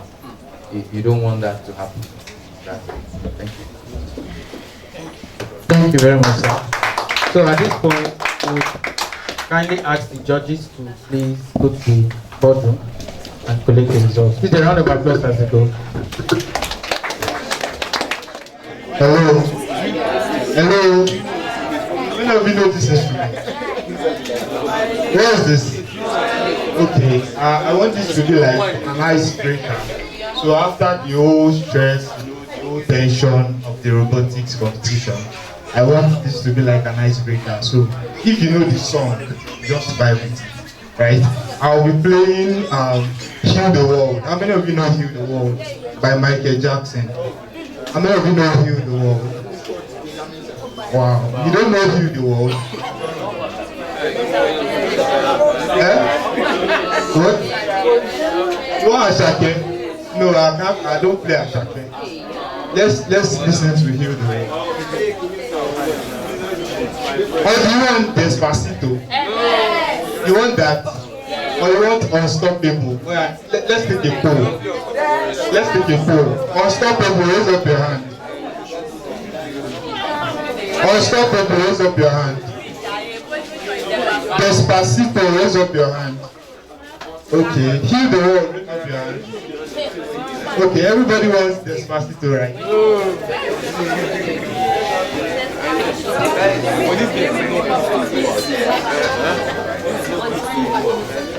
Can we?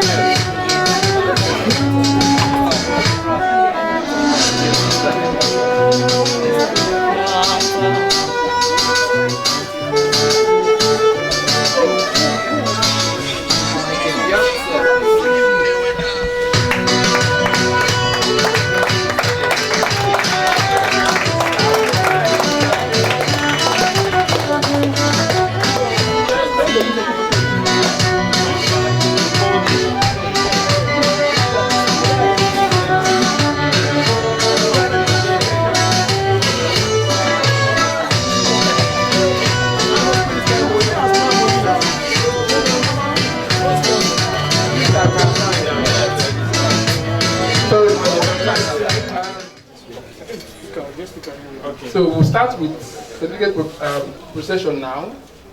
They are already available. We'll call you. Everybody here, both the teachers have certificate and the school, the head of school, right? So while we are using time, while we are buying time for them to come to the final conclusion. Are we ready for that? Yes, sir. Yes, sir. We have in our midst German company, they are here. and manage reality. The PA is here, so we'll use both of them to run the certificate procession, right? Good.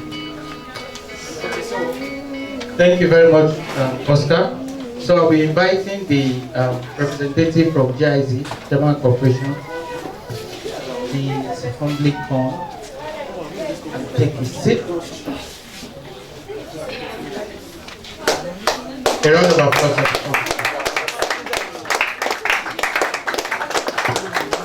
Radiance High School. Gary.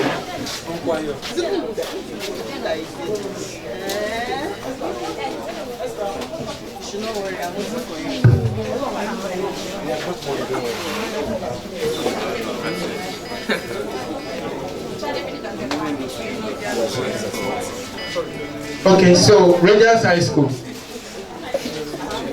Ama Emeka Patrick. Right. Ama Emeka Patrick. Come on now, it's like that. A round of applause. Okay, Mr. Ama. it's not easy. The teacher, thank you. Okay, Ifunaya Bridget. No, sorry, we have an official photographer, please. Don't worry, all the pictures will be given. You will have the drive. You have a job of Everything. Okay, Ifunaya Bridget. Just get ready, all of you. One, two, will be getting ready.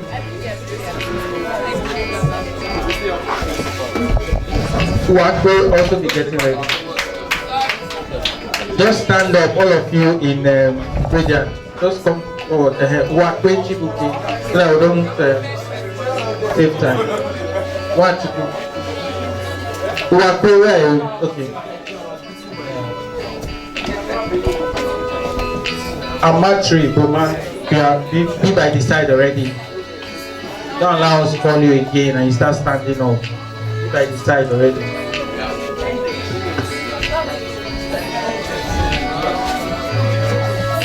Holy Cross, get ready. Francisca, Justin, come out please. We want this to be done quickly. Holy Cross, a piece of majesty, Nagogo White. Clap now. Francisca Justin. Okay, Mrs. Francisca Justin. You're welcome, ma'am.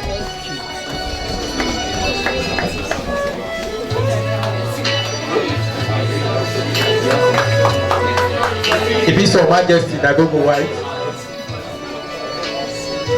Chris Jacob. Okay, just wait, Chris. Wait. Chris Jacob, okay, now go down. Ijoma, just be on the ground. Ijoma, Daniel. Ekene, Okwemiko, Okpara. Be on standby. First Baptist Academy, be on standby. First Baptist, be on standby. First Baptist. Yes, be on standby. Loretta. First Baptist, Loretta has been okay. Mrs. Loretta is our pastor. Oh, Reverend. Okay. Thank you very much, Reverend Loretta. Thank you very much, ma'am. Benjamin and Name Saba. Quickly. Just come. Just follow each other. You know we have booked this certificate, so we don't waste time. Tamuno, Okubo, be on ground.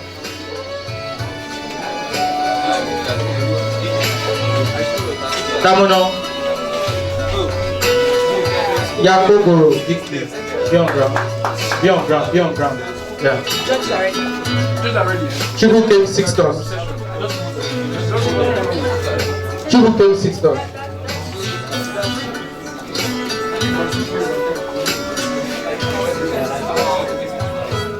Greenville, Ugu, quickly. Greenville. Okay, Greenville. Fadari, Victoria. Akin Jobi and Oluwako. Akin Jobi. Thank you. Akobi Ibrahim, be on ground.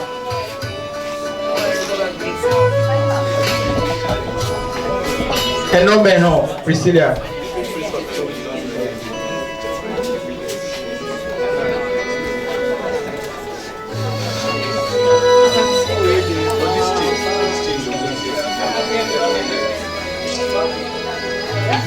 Please, a round of applause for him. So, Emmanuel is on Graceland School, quickly.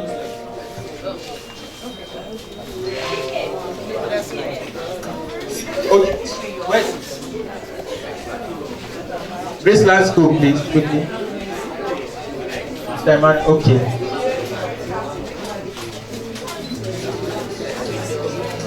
Rian, is it too good? Kanyo, if Kubara and Young Brown.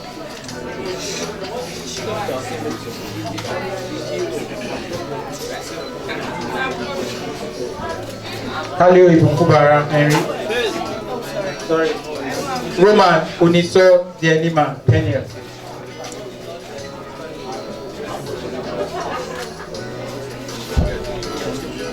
Ogeneru, Enoch.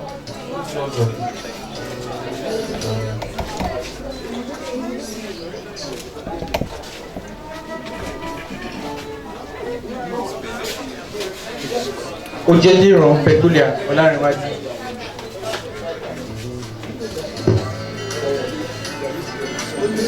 Jacob, Ukeme, Abasi. Judges are ready. Announce the result. Provide the result. They're ready. They're coming in now. No, let's finish. But we'll finish this. Ayodele Adetayo. Please, fast. Ayodele Adetayo. For Grace School. Grace School, they're ready. Come out, please. Mr. Ayodele. Omomurewa Adebajo.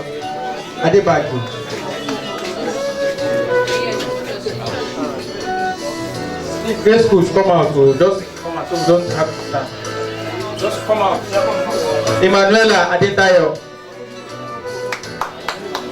I think I'm calling Omomurewa Adebajo.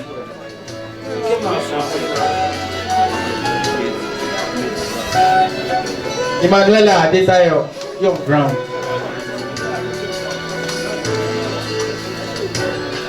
Olajuwon, Young Brown. Olajuwon, Young Brown. Quickly, Emmanuel Onasaga, Young Brown.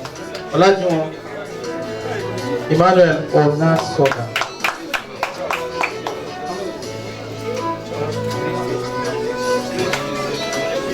Jamiu Salami, Young Brown. Dansol High School. The next. Jamil Salami. Dansol, come out quickly. Adejumo John for Dansol.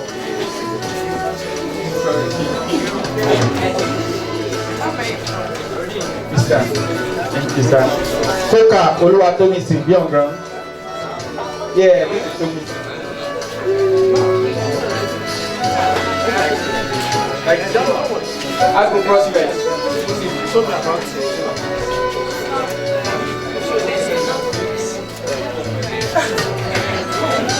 Banjoko Esther.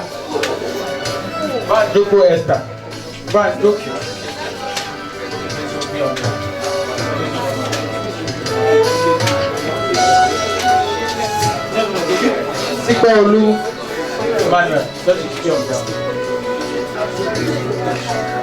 The next school, top grade, get prepared.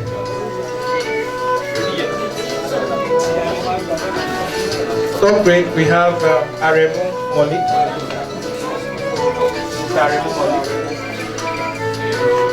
We have Agbero Mene Osborne, Young Brown.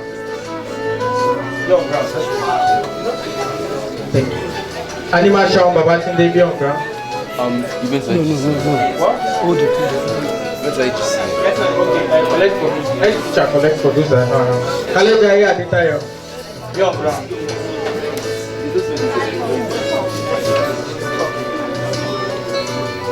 The next CMS Grammar School. Oluyede Oluwasefumi Bekele CMS Grammar School. Oluyede Oluwasefumi Bekele.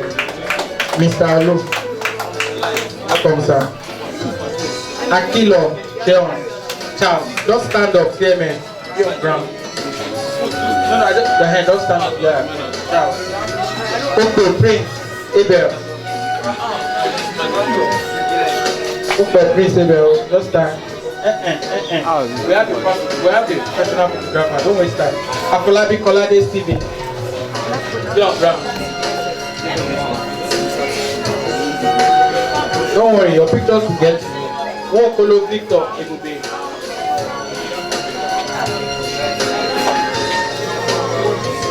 Only Child College. Only Child. Franklin Success. Only Child. Franklin. Mr. Franklin Success. You're welcome, sir. Suleiman Amirat Komoefe. Just come out. You guys come out quickly. So that it's easy. Just stay by the side. Suleiman Amirat Komoefe. Here, Michelle Udokuma. Just be on ground.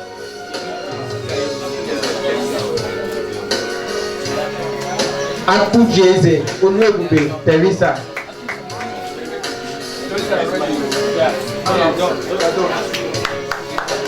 Onwebube, Obele Jessica, Amarachi.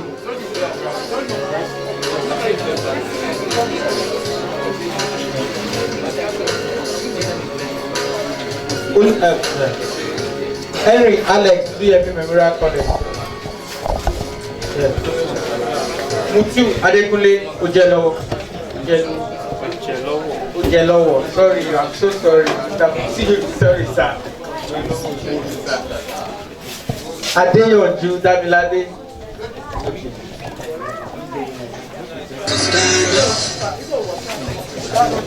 Kehinde Aderom. Sorry, I'm very sorry. Sorry, very sorry. Deborah Adeko.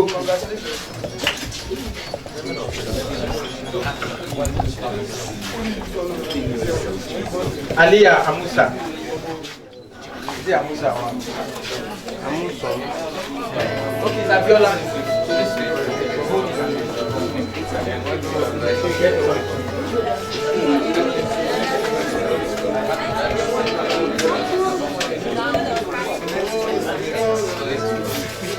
Thank you very much. Please, a round of applause for Vine's Reality.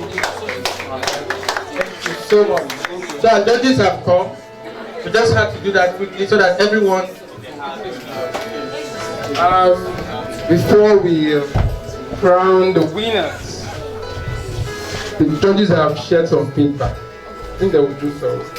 But before then, I want to use just 1 minute with the judge to celebrate or reward some key members, some key team staff that have done well to make this program a good program, right?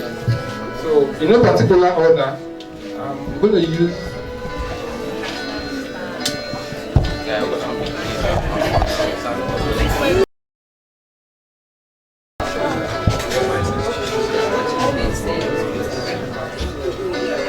our first most outstanding tutor award goes to Ademola Emmanuel Damilola.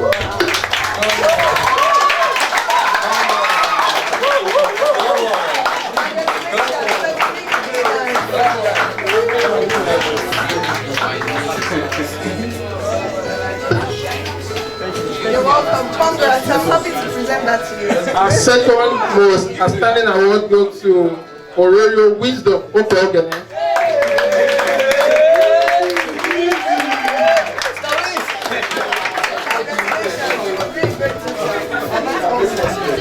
And for the man close to my heart, he is the key engine to this competition. Wow. The one and only online card Joshua.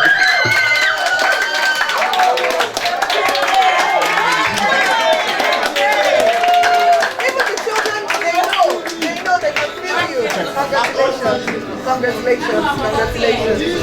All other tutors, you did fantastic well. We'll reward you more next time. Thank you. For the moment we are waiting for. Hello guys. Hello guys. If you refuse to say hello back, I'm not going to go nowhere. All of us will die for him. How are you guys doing? I know I was a little bit harsh. I was doing the work my co-judges asked me to do. It wasn't me, they asked me to do it. All right, so, but then, trust me, a round of applause for all of you guys.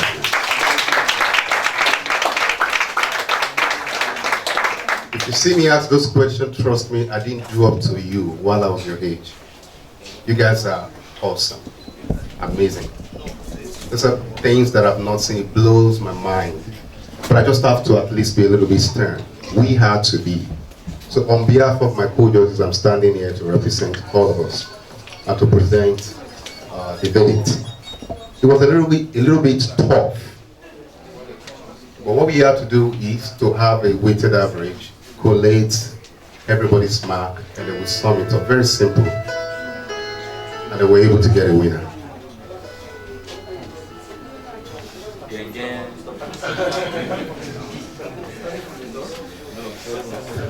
All right, so we've got 7th position, we've got 6th, we've got 5th, we've got 4th, down to 3rd, down to 2nd, down to the 1st. I don't know if the winner is sitting by the right. But the highest winner, the winner has a total of about 173.5 marks.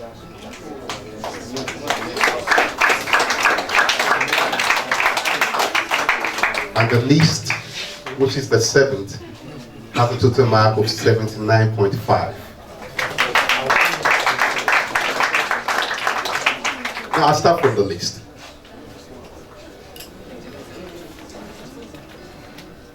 The 7th position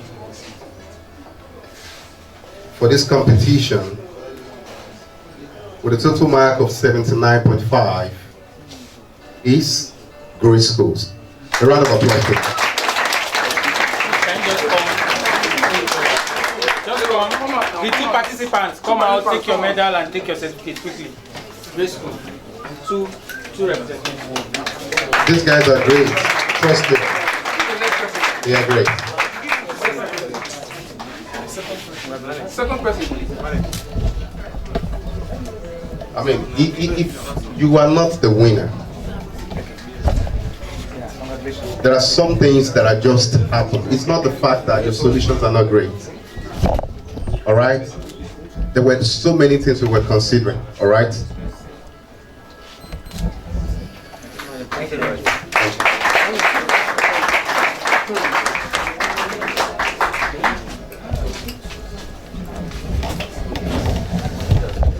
And 6th position goes to, with a total mark of 80.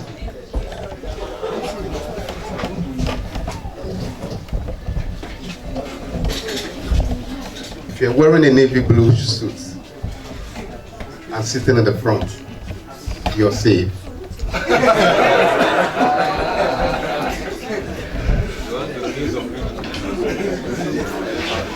Sixth position goes to Graceland International School. A round of applause for them. The total mark of 80.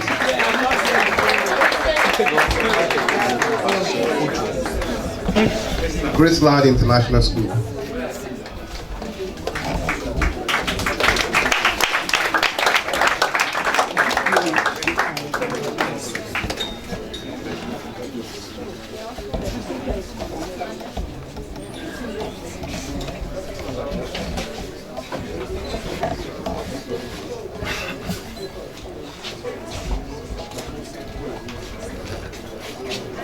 The 4th position, so with a total mark, 5th. So you are following. So more tension is high. Okay, the total mark for 5th position is 101.5.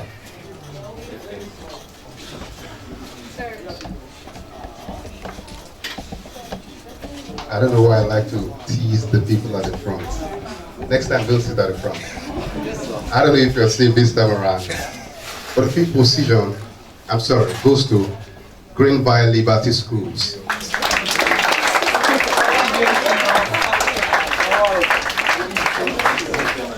Next time, stay at the back. Yes.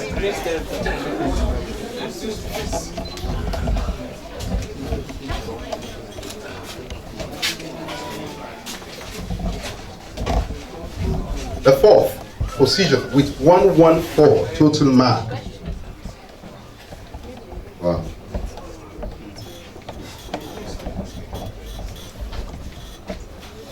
It's not only Cross International Schools.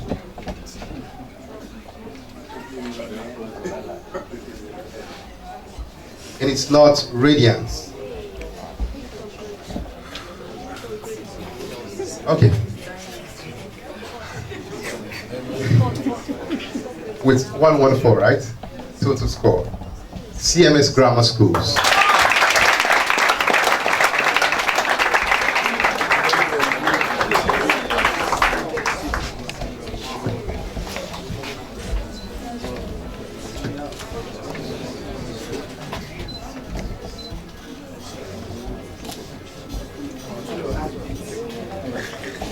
This is getting more tense. Even me, I'm scared. We're left with 3 more positions. I love that school. Those ladies were presenting the other time.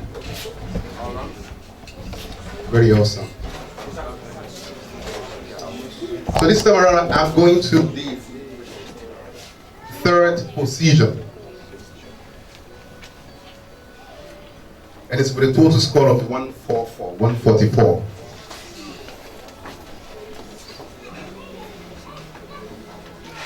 Holy Cross International School. Round of applause for them.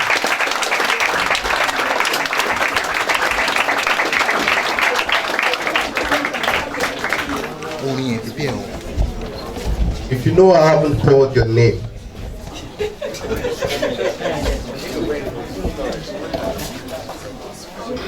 it's either you are the first or you are the second.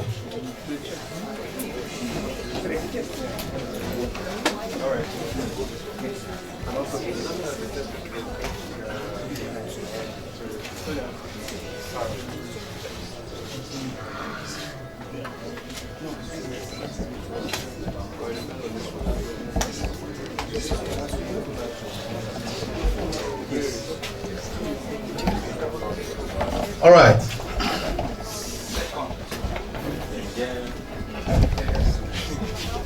Radiance High School, where are you?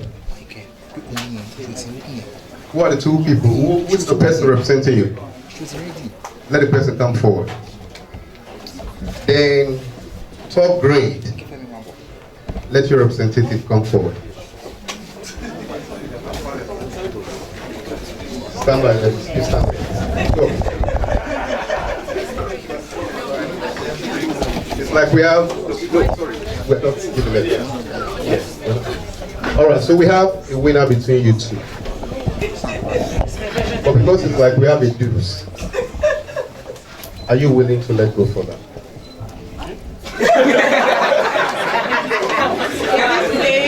Sorry, is it playing? Do you have international passport? You don't? Oh, you do? Do you guys? Yeah. Yes. All right, you know what? Thank you.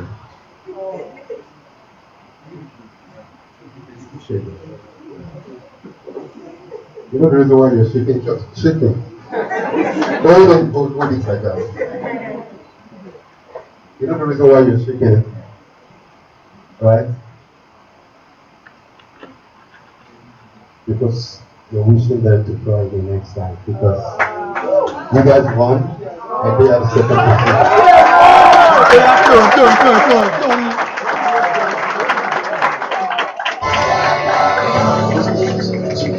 The best, number 1, nothing less. Lead me to my destiny. I have waited patiently. I have vision, I believe. I know I can count on me. Stand up for the champion, for the champion. Stand up, stand up. Patiently, I have vision, though I believe. I know I can count on me. So stand up for the champions, for the champions. Stand up, stand up, stand up for the champions, for the champions. Stand up for the champions, for the champions. Stand up, stand up, stand up for the champions, for the champions. Stand up.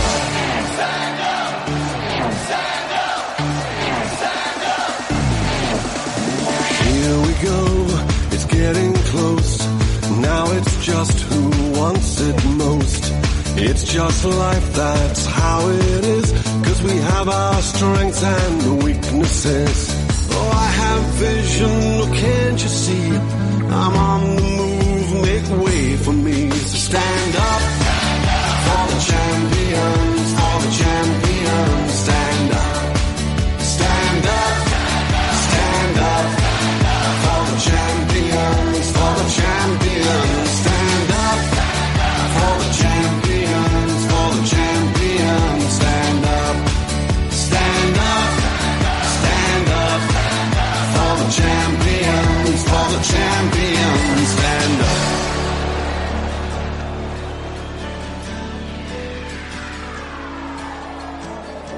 And when I fall down, I have to pick myself back up.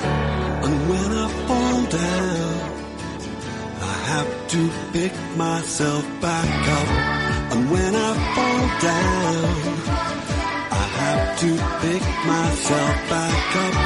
And when I fall down, I have to pick myself up.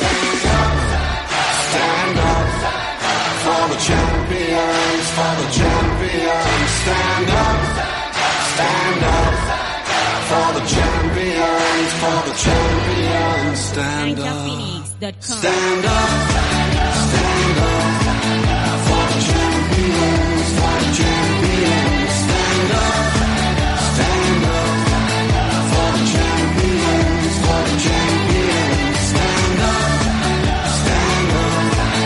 for the champions, for the champions. Stand up for the champions, for the champions.